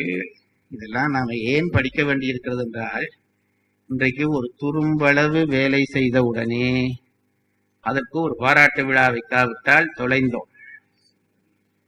ஒரு துரும்பளவு கோயிலுக்கு சும்மா ஒரு பல்ப் போடுவான். அந்த பல்பினுடைய வெளிச்சம் முக்காவாசி வராதபடி இன்ன குடும்பத்தார் உபயம், அது சொல்லாம அவனால் அது பல்ப் போட முடியவில்லை. தன்னை வெளிப்படுத்துகிற நோக்கம்தான் அங்கே. எந்த நல்ல ஒரு ஒப்புரவாளனுக்கு என்ன அடையாளம் என்றால், அவன் செய்கிற உபகாரத்துக்கு எந்த பிரதி உபகாரத்தையும் எதிர்பார்க்க மாட்டான். போன வருஷம் நான் தான் சார் அவங்க காப்பாத்தி விட்டேன். இப்படி நீ சொன்னாயா, நீ ஒப்புரவாளன் இல்லை. நீ ஏதோ பிரதி உபகாரம் எதிர்பார்த்து செய்திருக்கிறாய். அது பின்னாலே குரலிலே சொல்ல போகிறார். அப்போ நல்ல ஒப்புரவாளனுக்கு என்ன அடையாளம் என்றால், மாறி போல எந்த பிரதி உபகாரமும் எதிர்பார்க்காமல் இருக்கிறவன் எவனோ அவன் ஒப்புரவாளன். உன் பிள்ளை, நான் சும்மா சொல்றேன் பாருங்க, இது அதுக்கு மேல ஒரு லெவல். பிள்ளைக்கு பெற்றோர்கள் கடமை செய்கிற பொழுது பிள்ளை திருப்பி செய்வான் என்று நினைச்சு செய்கிறார்களா? இப்ப அப்படி சில பேர் செய்கிறார்கள். நான் அதையும் இல்லை என்று சொல்லக்கூடாது. அப்படி செய்தால் அவர்கள் முதிர்ச்சி அடையவில்லை என்று அர்த்தம். பெற்றோர்களுக்கு வேலை பிள்ளையிலே அன்பை கொட்டுவதுதான். நான் இவன் வளருவான், எனக்கு வளர்ந்து இப்படி பண்ணுவான், அது தருவான், இது தருவான். ஒன்றும் இல்லை. பிள்ளையிலே ஏன் அன்பு செய்வது என்றால், அன்பு செய்ய விருப்பமாக இருக்கிறது, அன்பு செய்கிறோம், அவ்வளவுதான். நான் இன்றைக்கு அன்பு செய்தால் நீ நாளைக்கு எனக்கு தருவாய். இப்ப எல்லாம் சில பேர் கணக்கே எழுதி வரதட்சணை கேட்கிறதா கேள்வி. எனக்கு அந்த கணக்குல எப்படி அம்மா கொடுத்த பாலுக்கு கணக்கு எழுதுகிறார்களோ எனக்கு தெரியவில்லை. ஒன்றும் எதிர்பார்க்காமல் செய்வது. அப்படி செய்கிற பொழுதுதான் அதுக்கு பேர் ஒப்புரவு. அந்த ஒப்புரவு ஒரு ஒப்புரவாளனுக்கு அடையாளம் முதல் குரலிலே சொல்லுகிறார். மாறி போல எந்த எதிர்பார்ப்பும் இல்லாமல் செய்ய வேண்டும். திருப்பி ஒரு தரம் குரல் வாய்ச்சி உறவாசி. குரல் 211. கைமாறு வேண்டா கடப்பாடு மாறி மாட்டு எந்நாற்றும் கொல்லோ உலகு. உரை: மாறி மாட்டு உலகு என்னா ஆற்றும். தமக்கு நீர் உதவுகின்ற மேகங்களினிடத்து உயிர்கள் என்ன கைமாறு செய்யா நின்றன. கடப்பாடு கைமாறு வேண்டா. ஆகலான் அம்மேகங்கள் போல்வர் செய்யும் ஒப்புரவுகள் போல்வர் யாரு? ஒப்புரவாளர்கள். ஆகலான் அம்மேகங்கள் போல்வர் செய்யும் ஒப்புரவுகளும் கைமாறு நோக்குவன அல்ல. இதுதான் முதல் அடையாளம். நான் ஒரு காரியம் செய்துவிட்டு அதற்கான பிரதி உபகாரத்தை எல்லாருக்கும் இந்த முறை இன்ன பொருள் வாங்கி தருவேன், நீங்கள் எல்லாரும் எனக்கு வாக்களிக்க வேண்டும் என்றால் அது ஒப்புரவு அல்ல. அது சொல்லப்படாது. அது ஒப்புரவு இல்லை. ஒன்றும் எதிர்பார்க்காமல் செய்ய சமூக வாழ்க்கைக்கு வந்தவன் சமூகத்துக்காக செயல்படுகிற பொழுது அவன் திருப்பி நம்மை திட்டுகிறான் என்று வையுங்கள், அதற்கும் பரவாயில்லை. நான் ஊக்கப்படுத்தித்தானே அவன் என்னை திட்டுகிறான், ஆகவே அதிலேயும் எனக்கு ஒரு சந்தோஷம் இருக்கிறது என்று நினைத்தால் தான் ஒப்புரவு. அந்த ஒப்புரவை ரொம்ப பழைய இலக்கியங்கள் எல்லாவற்றிலும் இந்த ஒப்புரவு வருகிறது. உரை குறிப்பு: என் ஆற்றும் என்ற வினா யாதும் ஆற்றா என்பது தோன்ற நிற்றலின் அது வருவித்து உரைக்கப்படும். அதாவது எந்நாற்றும் கொள்ளோ உலகு என்பதுதான் குரலிலே இருக்கிறது. அதுக்கு உரை எழுதுகிற பொழுது எதுவும் ஆற்றாது என்று எழுதியிருக்கிறார். நாங்க கவனிக்க மறந்து போனோம், ஆகவே திருப்பி கவனிப்போம். அந்த எந்நாற்றும் கொள்ளோ உலகுக்கு என்ன எழுதுகிறார்? என் ஆற்றும் என்ற வினா யாதும் உரையில என்ன எழுதினார்? தமக்கு நீர் உதவுகின்ற மேகங்களினிடத்து உயிர்கள் என்ன கைமாறு செய்யா நின்றன. தொடர்ந்து கடப்பாடு கைமாறு வேண்டா. ஆகலான் அம்மேகங்கள் போல்வர் செய்யும் ஒப்புரவுகளும் கைமாறு நோக்குவன அல்ல. அதை அங்கே அந்த கேள்விக்கு விடையாக வருவித்து உரையிலே சொல்லப்பட்டிருப்பதற்கான நியாயம் சொல்லுகிறார் பரிமளகர். வாசி. என் ஆற்றும் என்ற வினா யாதும் ஆற்றா என்பது தோன்ற நிற்றலின் அது வருவித்து உரைக்கப்பட்டது. உரையிலே அப்படி அதை கொண்டு வந்து சேர்க்கிறார். தவிரும் தன்மையை அல்ல என்பது கடப்பாடு என்னும் பெயரானே பெறப்பட்டது. தவிரும் தன்மையை அல்ல. நூல்களில் பிழையா அடிக்கிறார்கள். தவிரும் தன்மைய அல்ல. அதாவது சில வேலைகளை நாங்கள் விரும்பி செய்யலாம், சில வேலைகளை செய்யாமல் விட்டாலும் ஒன்றும் குற்றம் இல்லை. சில நேரத்திலே சிலதுகளை செய்யலாம், செய்யாமல் விட்டாலும் ஒன்றும் குற்றம் இல்லை. ஆனால் சில வேலையை செய்யாமல் விட்டால் குற்றம். கட்டாயம் செய்துதான் ஆக வேண்டும். அப்படி கட்டாயம் செய்துதான் ஆக வேண்டும் என்ற அந்த கடமைகளை கடப்பாடு என்று சொல்வார். ஒரு பெண் பிள்ளையை பெற்றவன் குறித்த வயதிலே அந்த பெண்ணுக்கு கல்யாணம் பண்ணி கொடுக்க வேண்டும் என்பது கடப்பாடு. நான் என்ன சார், நான் அது தற்செயலா பிறந்துட்டால் அவ வாழ்க்கை அவ பார்க்கட்டும் என்று சொன்னால் நரகத்திலே சீட் புக் பண்ணிடுவார். அதாவது கடப்பாடு என்றால் நான் செய்ய வேண்டிய வேலை, கட்டாயம் செய்ய வேண்டிய வேலை, அதை குறிப்பதற்காகத்தான் இங்கே அந்த சொல்லை போடுகிறார் என்கிறார் பரிமளகர். கைமாறு வேண்டா கடப்பாடு. அதுக்கு என்ன சொல்றார்? தவிரும் தன்மைய அல்ல. தவிரும் தன்மையா அல்ல. அதை நீங்க அதை விட்டுறப்படாது. அதாவது ஒரு ஒப்புரவாளனுக்கு இப்ப நாம அப்படித்தானே பார்க்க போறோம். ஒரு ஒப்புரவாளன் சமுதாயத்திலே ஒரு பட்டினி, பசி அல்லது ஏதோ ஒரு கஷ்டம், படிப்பில்லை வந்தால் இவன் அதுக்கு உதவி செய்யறான். நாங்க என்ன நினைக்கிறோம்? அந்த ஆள் செய்தார். இது எங்களுடைய பார்வை. செய்யாட்டி நாங்க திட்ட போறதில்லை. என்ன உலகத்துல எத்தனையோ பேர் இருக்கிறான், எத்தனையோ பேர் செய்யாமல் தான் போறான். ஐயோ இவர் இதை செய்யலை என்று திட்ட போறதில்லை. அவன் திட்டுறானோ திட்ட இல்லையோ, இது என்னுடைய கடை. உன் பிள்ளை பட்டினி கிடந்தால் நீ சாப்பாடு போடுவது உனக்கு எப்படி கடப்பாடோ, அப்படி சமுதாயத்திலே உண்மை அன்பு பிறந்தவனானால் அந்த சமுதாயத்திலே ஒரு துன்பம் வந்தால் அதை நீக்குவது என்பது உனக்கு, அதற்கு நீ செய்கிற உபகாரம் என்று நினைக்காதே, கடப்பாடு என்று நினை. நீ கட்டாயம் செய்ய வேண்டும். செய்தால் செய்கிறேன், செய்யாட்டி விடுகிறேன், அந்த பேச்சு கிடமில்லை. நீ ஒப்புரவாளனாக தகுதி பெற வேண்டுமா என்றால் நீ செய்தே ஆக வேண்டும். இப்ப எல்லாம் இந்த புது தமிழ் சொல்கள் சேர்த்து பட்டம் கொடுக்க பழகி இருக்கிறார். இப்ப பட்டம் கொடுக்கறது ஒரு பெரிய வேலையாச்சு பாருங்க. இப்ப எனக்கு கம்பவாரதி.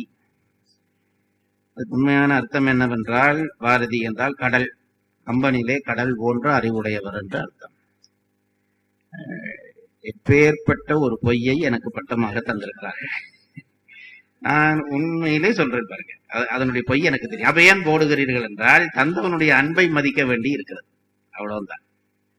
இப்ப பட்டங்கள் எல்லாம் சும்மா பொய்க்கு நிறைய சேர்த்து தருகிறார். அது மாதிரி இப்ப இந்த புதுசா சொல்லுகள் போடுறதுல அவர் ஒரு ஒப்புரவாளர் என்கிறார். ஒப்புரவாளர் என்ற பட்டம் பெறுகிறவர் இந்த கேள்விக்கெல்லாம் பதில் சொல்ல வேண்டும். இதை நீ உன்னுடைய கடப்பாடாக நினைத்து செய்தாயா, கைமாறு வேண்டாமல் செய்தாயா, ரெண்டும் ஓகேயா, ஒப்புரவாளர் பட்டம் கொடு. இல்லாட்டி கொடுத்த பட்டத்தை வாங்கிட வேணும். இப்படி எல்லாம் பார்த்தா ஒருத்தர் இங்க மிஞ்ச மாட்டாங்க. தவிரும் தன்மைய அல்ல என்பது கடப்பாடு என்னும் பெயரானே பெறப்பட்டது. செய்வாரது வேண்டாமையை செய்யப்படுவன் மேல் ஏற்றினார். கைமாறு இதெல்லாம் மொழி டெக்னிக் சொல்றேன். விருப்பமானாக்கள் பிடிச்சுக் கொள்ளலாம், விருப்பம் இல்லாதாக்கள் விட்டலாம். என்ன சொன்ன வந்தார் என்றால், கடப்பாடு கைமாறு வேண்டாமல் இருக்குமா? இந்த குரல்ல வருது பாருங்க, கைமாறு வேண்டா கடப்பாடு. கைமாறு வேண்டாதவர் அந்த ஒப்புரவாளர், அவர்தான் கைமாறு வேண்டாரே தவிர கடப்பாடு வேண்டாது. இங்கே சொல்லிலே எப்படி போட்டிருக்கிறார் என்றால், கடப்பாடை சொல்லுகிற பொழுது கைமாறு வேண்டா கடப்பாடு என்கிறார். அதை எப்படி சொல்லுகிறார் பாருங்க, அந்த கடைசியாக வச்சது வாசி.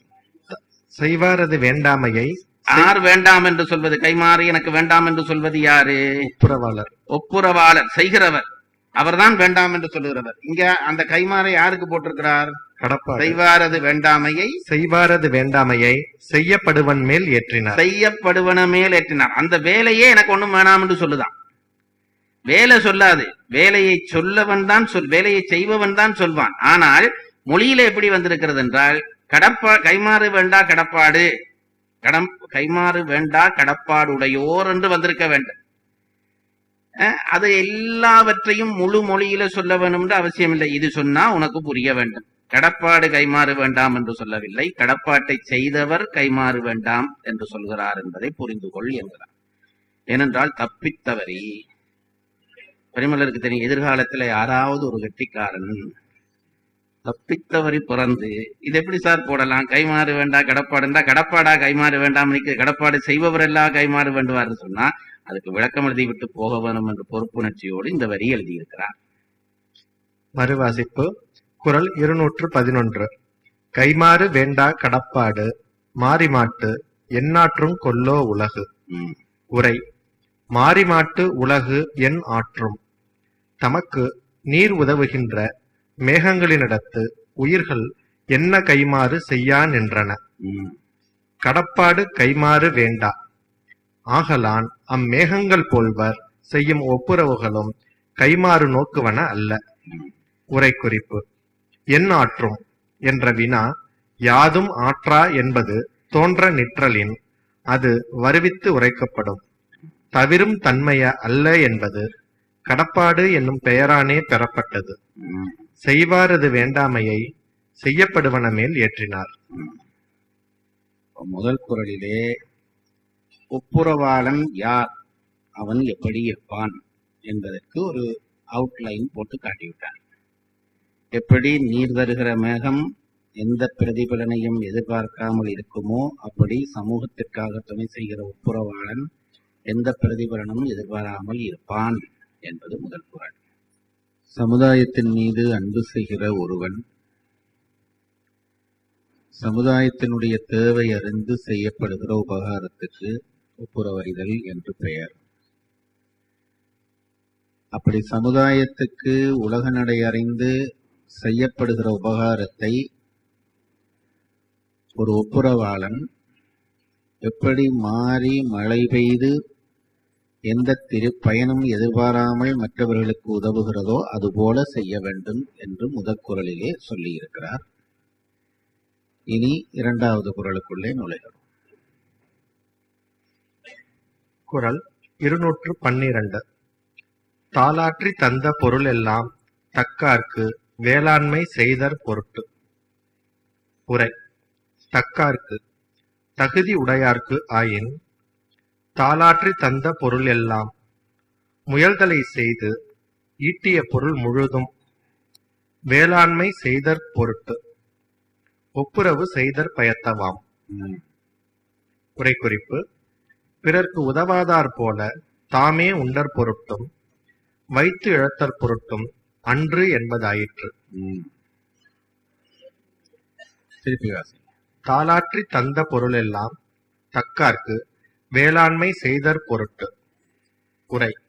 தக்கார்க்கு தகுதி உடையார்க்கு ஆயின் தாலாற்றி தந்த பொருளெல்லாம் முயல்தலை செய்து ஈட்டிய பொருள் முழுதும் வேளாண்மை செய்தற் பொருட்டு ஒப்புரவு செய்தற் பயத்தவாம். வள்ளுவர் ஒப்புரவாளனுக்கு ஒரு பெயர் கொடுக்கிறார். தக்கார் என்று ஒரு பெயர் கொடுக்கிறார். இன்றைக்கு இந்த பெயர்கள் எல்லாருக்கும் கொடுக்கப்படுகிற பெயராக மாறிவிட்டன. தக்கார் என்ற சொல் உண்மையான ஒப்புரவாளனுக்குரிய ஒரு ஒப்புரவாளனை குறிக்கிற ஒரு சொல். அப்படித்தான் பரிமள உரை எழுதுகிறார். உண்மையான ஒரு ஒப்புரவாளனுக்கு என்ன அடையாளம் என்று கேட்டால் அவன் பொருளை எல்லாம் சமுதாயத்துக்கு அவன் கொடுக்க தயாரானவனாக இருக்க வேண்டும். திருவள்ளுவர் பாருங்க, இந்த 1.25 வரிக்குள்ளேயே நம்முடைய மனநிலை அறிந்து சொற்களை போடுகிறார். தாடாற்றி செய்த பொருள் எல்லாம், அவனிட்டையும் இவனிட்டையும் கடவெடுத்து வச்சிருக்கிற பொருளை நீ வேளாண்மை செய்து பிரயோசனம் இல்லை. இப்ப பெரும்பான்மையான தர்ம காரியங்கள் அப்படித்தான் நடக்கின்றன. பாவப்பணத்தை பங்கிட்டுக் கொள்கிறோம். பாவப்பணத்தை பங்கிடுவதற்கு பெயர் ஒப்புரவு அல்ல. தக்கார் என்றால் தகுதி உடையவர்கள் என்று அர்த்தம். அவர்கள் தாம் முயற்சித்து, சும்மா இருந்து சோம்பரி பரம்பரையா வந்த சொத்தை அளிக்கிறதோ அல்லது எங்கேயாவது களவு பண்ணி வருகிற சொத்தை அளிப்பதோ அல்ல. தாளாற்றி வந்த பொருள், இதெல்லாம் ஒவ்வொரு சொல்லும் நாம் கவனிக்க வேண்டும். ஒன்று தாளாற்றி வர வேண்டும். நீ முயற்சி பண்ணி வந்திருக்க வேண்டும். வந்த பொருள்ல எத்தனை வீதம் சார் கொடுக்க வேணும்? நம்மகிட்ட சொன்னோடனே நாம அடுத்த கேள்வி அதான் கேட்போம். திருவள்ளுவர் அப்படியா சார் சொல்றார், கொடுக்க சொல்றாரா? ரொம்ப நல்லது. வந்த பொருள்ல எத்தனை வீதத்தை கொடுக்க சொல்லுகிறார் என்று கேட்டால் அந்த பாவி மனுஷன் சொல்றார், எல்லாம் என்கிறார். தாளாற்றி வந்த பொருள் எல்லாம், நீ தேடிய பொருள் அத்தனையும் வேளாண்மை செய்த பொருட்டு. வேளாண்மை என்ற சொல்லுக்கு இங்கே என்ன அர்த்தம் என்றால் ஒப்புரவு என்று அர்த்தம். நீ தக்காராக இருப்பாயானால் நீ கஷ்டப்பட்டு முயற்சி பண்ணின தேடின பொருளை எல்லாம் சமுதாயத்திற்கு கொடுப்பாய். அப்படி கொடுத்தால்தான் நீ ஒப்புரவாளன் என்பதற்கு அர்த்தம் என்பதை இந்த 2வது குறளிலே வலியுறுத்துகிறார். 2 நிபந்தனை போடுகிறார். முதல் மாறி போல கொடுக்க வேண்டும் என்றார், பயன் எதிர்பாராமல் கொடுக்க வேண்டும் என்றார். இப்ப 3வது நிபந்தனை சொல்கிறார், கொடுக்கிற பொருள் நீ கஷ்டப்பட்டு முயற்சி பண்ணி தேடிய பொருளாக இருக்க வேண்டும் என்கிறார். 4வது நிபந்தனை சொல்கிறார், உனக்கென்று வைக்காமல் எல்லாவற்றையுமே கொடுத்து விடுகின்றார். அப்படி கொடுக்கிறவர்களுக்கு சமுதாயம் மதிப்பளிக்கும். அதுல ரொம்ப அது நாம நினைக்கிறது போல கொடுப்பது லேசான வேலை என்று நினைத்து விடாதீர்கள். ஒப்புரவு அதிகாரம் படிச்சிருக்கு சார், இனிமே கொடுக்க போறேன் அப்படி யாராவது சொன்னால் பொய் சொல்ல ஆரம்பிக்கிறான் என்று அர்த்தம். ஔவையார் சொன்னார், சில விஷயம் பழகி வரும், சில விஷயம் துறவியில வர வேணும் என்றார். சில விஷயத்தை பழகி எடுத்துக்கொள்ளலாம், சில விஷயம் துறவியில வர வேண்டும். சித்திரமும் கைப்பழக்கம். ரொம்ப அச்சுறுப்பா அழகா எழுதி பழகினால் எழுதலாம். ஓவியம் கீறி பழகினால் கீறி விடலாம். சித்திரமும் கைப்பழக்கம். செந்தமிழும் நாப்பழக்கம். திரும்ப திரும்ப திரும்ப சொன்னால் நல்ல தமிழ் நாக்கிலே வந்துவிடும். இப்ப பெருமள உரை தமிழ் நமக்கு வரவில்லையா? எப்படி தண்ணீரோட்டமா போகுது. அப்ப சித்திரமும் கைப்பழக்கம், செந்தமிழும் நாப்பழக்கம், வைத்ததொரு கல்வி மனப்பழக்கம். திரும்ப திரும்ப படி. நாம மனதுக்கு இப்ப கல்வியை விட்டுட்டோமே. கல்வி மனதிலே இருக்க வேண்டும். கம்ப்யூட்டர்லையும் கால்குலேட்டர்லையும் வருகிற கல்விக்கு பெயர் கல்வியே அல்ல. அது மூளையை நீ பங்கிட்டு ஒரு எந்திரத்துக்கு கொடுக்கிறாய் என்ற அர்த்தம். பழைய காலத்திலே அப்படி இல்லை, புத்திக்குத்தான் கல்வி. நம் வேதங்களை படித்த பெரியவர்கள் எல்லாம் எப்படி படித்தார்கள் என்றால், காதாலை கேட்டு இதுல பதித்தார். ஒரு சொல் அவர்கள் எழுதி படிக்கவில்லை. எழுதி படிக்க கூடாதுன்றே நினைத்தார்கள். என்றால் இப்ப பாருங்க, இதுல புஸ்தகத்துல எத்தனை பிழை வருது. தப்பானவன் எழுத பிழையா எழுதி பிறகு அதுக்கு வியாக்கியானம் பண்ணி பிழைக்கு பிழை பண்ணி கொண்டே போவார்கள். ஆகவே நீயே கேட்டு உன் புத்தியிலே பதி. அதனால வேதத்துக்கு எழுதாமறை செய்யா கிளவி என்று பெயர். அது எழுதி படிக்கதில்லை, புத்தியில மனதுக்கு வலிமை ஏற்படுத்த வேண்டும். எனக்கு அது சொல்ல விருப்பமா இருக்குது. சில பேர் அதை கோவிப்பார்கள். பிராமண சமுதாயம் பலம் பெற்றதுக்கு காரணம் வேதம் படித்ததுதான். வேதத்தை அவர்கள் இந்த மனனம் பண்ணி படித்து எனக்கு என்னுடைய ஆசிரியருடைய மருமகன் ஒருவர் வக்கீலாக இருக்கிறார். ஒரு சர்வதேச வக்கீல்களுக்குரிய மாநாடு நடந்தது. அந்த மாநாட்டிலே அவர் கலந்து கொண்டார். அவர் இப்ப லண்டன்ல இருக்கிறார், நான் சொல்றவர். அவர் ஒரு முறை என்னை கண்டு பேசின பொழுது சொன்னார், நான் ரொம்ப ஆச்சரியப்பட்டேன். அவர் சொல்றார், ஆச்சரியப்பட்டேன். இந்த மாநாட்டிலே வந்த சட்ட நிபுணர்கள் எல்லாம் சட்டங்களை பற்றி விவாதித்தார்கள். அப்படி விவாதிக்கிற பொழுது எல்லா நாட்டிலே இருந்து வந்த பல பேரும் சட்ட புஸ்தகங்களை வைத்துக் கொண்டு குறிப்பிட்டு இத்தனையாம் பக்கத்திலே என்ன இருக்கிறது என்று சொல்லி தங்களுடைய வாதாட்டத்தை செய்தார்கள். இந்தியாவிலே இருந்து வந்த சட்டாறிஞர்களிலே பல பேர் பிராமணர்களாயிருந்தார்கள். அவர்கள் அத்தனை சட்டத்தையும் தம் மனதிலே வைத்து சொன்னார்கள் என்றார்.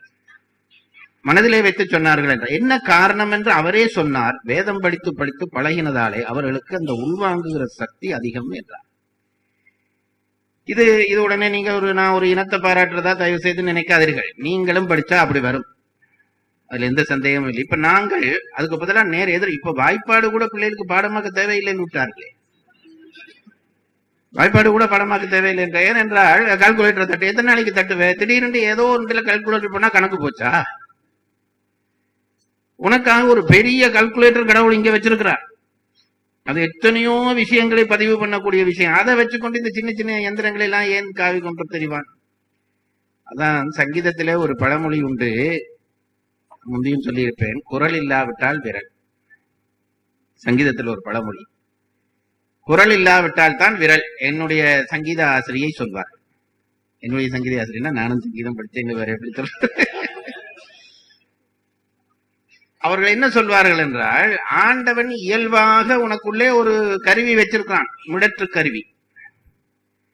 ரொம்ப சுலபம் சார். நீ வீணை படிக்கிறியா? வீணை படிக்க வேணும்டா, நீ எங்கேயாவது கச்சேரி வாசிக்கண்டா, வீணையை தூக்கி கொண்டு போக வேணும். அது தட்டப்பட, அங்க முட்டப்படாது, இங்க முட்டக்கூடாது, சுருதி செட் பண்ண வேணும். அது பனி என்றா இறங்கும், வெயில் என்றா கூடும், அதெல்லாம் என்னமோ பண்ணு. இதெல்லாம் பண்ணித்தான் நீ இந்த கச்சேரி பாடணும். இது ஒன்றும் பண்ண தேவையில்லை, இங்கேயே கடவுள் வச்சிருக்காரு. அப்படியே சங்கீதம் வந்துடுது, சுருதி சேர்ந்துடுது. அப்ப உள்ள இருக்கிற கருவிகளை நாம் ஒரு நாளும் பலகீனப்படுத்தக்கூடாது. நவீன கல்வி முறையில இதை நாசமாக்குகிறார். இயல்பாக ஆண்டவன் இந்த கருவிகளை பலம் கூட்ட வேண்டும். இது என்ன, நம்ம புத்திக்கு இருக்கிற விரிவு கொஞ்ச நெஞ்சம் அல்ல, கொஞ்ச நெஞ்சம் அல்ல. நம் புத்திக்குள்ளே கடவுள் வைத்திருக்கிற விரிவு கொஞ்சம். இன்னும் நீங்க எவ்வளவு பலம் கூட்டினாலும் அது தாங்கும். மனிதர்களை சோம்பேறியாக்குகிற முறைமையில தான் இந்த யந்திரங்களை எல்லாம் கண்டுபிடித்து எல்லாம் அதுல தட்டி தட்டி தட்டி தட்டி அது ரொம்ப தப்பு பண்ணுகிறோம். ஆண்டவனுடைய கடவுள் தந்திருக்கிற கருணையினாலே என்னதுக்கு சொல்ல ஆரம்பித்தேன், என்ன குரல்? ஔவையாருக்கா வைத்தது ஒரு கல்வி மனப்பழக்கம். நல்ல இப்படி இருக்கவனு நீங்க. நான் மறக்கலாம், நீங்க மறக்கப்படாது. சித்திரமும் கைப்பழக்கம், செந்தமிழும் நாப்பழக்கம், வைத்ததொரு கல்வி மனப்பழக்கம், நித்தம் நடையும் நடைப்பழக்கம். ஒழுக்கம் கூட தொடர்ந்து பழகினீர்களா வந்துடும். நடை என்பது ஒழுக்கம். நடையும் நடைப்பழக்கம் என்றால் அந்த அழகா நடக்கிறது, அந்த பழக்கத்தை எடுத்துடக்கூடாது. சிவாஜி கணேசன் திருவிளையாடல நடந்த மாதிரி நினைக்கப்படாது. அதுவும் வந்துடும், பழகினா வந்துடும். நித்தம் நடையும் நடைப்பழக்கம் சொல்லிட்டு ஔவையார் முடிவு சொல்லுகிறார், கொடையும் தயையும் நட்பும் பிறவி குணம் என்றார். கொடையும் தயையும் நட்பும் இது பழகி வராது, பிறவியில வர வேணும். அதுக்குரிய புண்ணியங்களை செய்ய வேணும். திடீர்னு இப்ப ஒப்புரவு பண்றேன்னு தொடங்கப்படாது. அதிகாரம் படிச்சுட்டு ஒப்புரவு அடுத்த பிறவிலையாவது ஒப்புரவு செய்யறதுக்கான ஒழுங்கை இப்ப பண்ண வேணும். அதுக்கு பேர் தான் ஒப்புரவு. அது இயல்புல ரத்தத்துல. நான் பலதரம் அது உங்களுக்கு சொல்லிட்டேன். அந்த கர்ணன் கதை உங்களுக்கு பலதரம் சொல்லிட்டேன். கர்ணனே அவன் புதுசா வந்தவர்களுக்காக சொல்றேன். கர்ணனை பொறுத்தளவுல கொடை அவனுக்கு பிறவி குணம் இருந்ததுன்னு சொல்லுறார்கள். பிறகு வில்லிபுத்தரார் வேற விதமா பாடுறார். அது அவனை பற்றி சொல்லுற பொழுது செவி வழி வந்த கதையிலே சொல்வார்கள், பஞ்சபாண்டவர்களுக்கு ஒரு போட்டி கர்ணனோட, யார் கொடையாளிகளை நாங்களும் கொடுக்கிறோம் தானே என்று நினைத்தார்கள். கண்ணனிடம் போய் சொன்னார்கள். அவரை பரிசோதிச்சு விடலாம்னு ஒரு முடிவு பண்ணி, சுருக்க சொல்லுகிறேன், முடிவு பண்ணிவிட்டு 2 பேரையும் கூப்பிட்டார். பஞ்சபாண்டவரையும் கூப்பிட்டு கண்ணனையும் கூப்பிட்டார். 2 பேருக்கும் தங்கத்தாலான 2 மலைகளை காட்டினார். அந்த மலைகளை காட்டி, மாலைக்குள்ளே நீங்கள் யார் அதிகம் கொடை கொடுக்கிறீர்களோ அவர்தான் கொடையாளிகள் என்று ஒரு முடிவு செய்துவிட்டு போயிட்டார். பஞ்சபாண்டவர்கள் முயற்சி பண்ணி கொடுக்கக்கூடிய அளவுக்கு பீமன் கதாயுதத்தாலே அடிச்சு உடைச்சான். எல்லாம் பெரிய பெரிய துண்டா வந்தது. வந்த போனவர்களுக்கு எல்லாம் எடுத்து கொடுத்துட்டான். ஒரு காவாசி மலை கொடுத்து முடிச்சிருப்பாரு. மலையை கொடுக்க முடியுமா? கண்ணன் மாலையிலே வந்தான். இன்னும் பஞ்சபாண்டவர்கள் காட்டினார்கள், இவ்வளவு கொடுத்துட்டோம் நாங்கள் என்றார்கள். ரொம்ப சந்தோஷம். கர்ணன் என்ன பண்ணிருக்கான் பாப்போம் பாருங்கன்னு கூட்டிட்டு போனார். அங்க போய் பார்த்தால் கர்ணன் ஒரு கல்லுல உட்கார்ந்து பேப்பர் படிச்சுட்டு இருக்கான். என்னப்பா நீ கொடை கொடுக்கலையா என்று கண்ணன் கேட்டார். கண்ணன் சொன்னா கொடுத்துட்டேனே. எவ்வளவு கொடுத்த? மலையே கொடுத்துட்டேன். காலையில ஒரு பிச்சைக்கன் வந்தா உனக்கு தான் இந்த மலை என்ன பிடிக்கும். இதுதான் பாருங்க அந்த இயல்புங்கிறது. கொடுக்கிற இயல்பு வந்தவனுக்கு அளவு கணக்கெல்லாம் கிடையாது. அவன் கொடுத்து கொண்டே இருப்பான். அது ரத்தத்துல வர வேண்டும். ஆகவே ஒப்புரவு என்பதற்கு நாம் பயிற்சி பண்ணி கொள்ள வேணும். இந்த பிறப்பில பயிற்சி பண்ணா அடுத்த பிறப்பில நல்ல ஒப்புரவு செய்யலாம். அல்லது போன பிறப்பிலே செய்திருந்தால் இந்த பிறப்பிலே ஒப்புரவு தானா பிறவியில வரும். அது வர வேண்டும் என்று பிரார்த்திப்போம். இப்பொழுது அவர் சொன்னது ஒன்று, நீ முயற்சி பண்ணி. என்ன மற்றவன் இப்ப எல்லாம் நான் இங்க சொல்லலாமா எனக்கு தெரியல. தலைவர்கள் மக்களுக்கு கொடுக்கிறதுன்றதெல்லாம் தாளாற்றி வந்த பொருள் அல்ல. உழைச்சு கொடுக்க வேணும். நீ கஷ்டப்பட்டு நீ உழைச்சு அந்த பணத்துல பற்று வரும். உழைக்கிற பொழுதே பற்று வந்துடும். நான் கஷ்டப்பட்டேன் சார், நான் உழைச்சேன் சார் என்று பற்று வரும். அதை நீ கொடுத்தால்தான் உண்மையான ஒப்புரம். சும்மா அவன் பணத்தை இவன் பணத்தை கொடுத்து அதுல பண்ணின கொடுத்ததுல ஒரு பிரயோசனமும் இல்லை. ஆகவேதான் திருவள்ளுவர் சொல்றார், உழைத்து கொடு, உழைத்தது முழுதும் கொடுத்து விடு. என்ன வந்துடுது? மேலுலகத்துல இருந்து உன்னை அழைச்சிட்டு போக தனி கார் வரப்போகுது. தனியாக வந்து அப்படித்தானே அழைச்சிட்டு போனார்கள். கண்ணகிய அவங்களெல்லாம் வந்து அப்படி அழைச்சிட்டு போனார்கள். தசரதனை தனி கார்ல கூட்டிக் கொண்டே வந்தார்கள். ரதம் பண்றத நான் அப்படி சொல்றேன் சார், அவ்வளவுதான். கூட்டிக் கொண்டே வந்தார்கள். அப்ப என்ன, அவனுக்கு தருகை நீண்ட தசரதன் என்று பெயர். தருகை என்பது வினைத்தொகை. தந்தகை, தருகிற கை, தரப்போகிற கை. அவன் எப்பவும் கொடுத்து கொண்டிருந்தான். கம்பன் சொல்லுகிற பொழுது சொன்னான், ஈந்தே கடந்தான் இறப்போர் கடல் என்றான். பிச்சைக்காரன் கடல் போல வந்து நின்றான். அந்த கடலை கடக்க முடியுமா என்று கேட்ட உடனே கம்பன் சொன்னான், கடந்தான். எப்படி என்றால், கொடுத்து கடந்துட்டான்டா. இந்தே கடந்தான் இறப்போர் கடல், எண்ணில் நுண்ணூல் ஆய்ந்தே கடந்தான் அறிவெனும் அளக்கர், வாளால் காய்ந்தே கடந்தான் பகை வேலை, கருத்து முற்ற தோய்ந்தே கடந்தான் திருவின் தொடர் போக பவம். ஒரே பாட்டுல கடலுக்கு 4 சொல். அது தனியா படிங்க. அப்போ கொடுக்கிறது என்பது இயல்பா. நான் இன்னொன்றும் சொல்லுகிறேன் பாருங்க, அது நாங்க பொருட்பால் படிக்கிற பொழுது படிக்க போறோம். கொடுக்கிற இயல்புள்ளவன் தான் தலைவனாக மாற முடியும். இது ரொம்ப முக்கியம் பாருங்க. கொடுக்கிற இயல்புள்ளவன் தான் தலைவனாக மாற முடியும். அது ரொம்ப முக்கியம். முந்தியும் சொன்னேனோ தெரியவில்லை, கொஞ்சம் வெளியிலையும் போய் வருவோம், அப்பதான் மனம் ஃப்ரீயா வரும். ஆரம் வீரப்பனே ஒரு முறை சந்தித்தேன். அருளாளர் ஆரம் வீரப்பன். அவர் எம்ஜிஆருக்கு கீழே அமைச்சராயிருந்தவர். அவர் எனக்கு ஒரு முறை சொன்னார், நான் ஆச்சரியப்பட்டேன். எம்ஜிஆர் முதலமைச்சராய் வந்திருந்த காலம். குறை நிறைகள் எல்லாரிடமும் தான் இருக்கு, நான் அதை பத்தி பேச இல்லையே. அவர் சொன்ன செய்தி நான் கேட்டு ரொம்ப வியந்தேன்.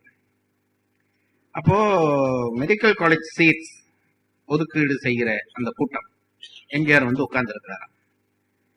அப்ப அந்த செயலாளரோ யாரோ, நான் சரியா சொல்றேன்னு நம்ம தெரியல, அவங்க வந்து முதலமைச்சர் கோட்டான்னு ஒண்ணு இருக்கு சார், அதை நீங்க பயன்படுத்தலாம் அப்படின்னு சொன்னார்களாம். முதலமைச்சர் கோட்டான்னா அவருக்கு முதலமைச்சர் நினைக்கிறவர்களுக்கு அந்த சீட் கொடுக்கலாம், அப்படித்தான் நினைக்கிறேன். ஒரு குறிப்பிட்ட சீட் முதலமைச்சர் விரும்பினவர்களுக்கு கொடுக்கலாம்.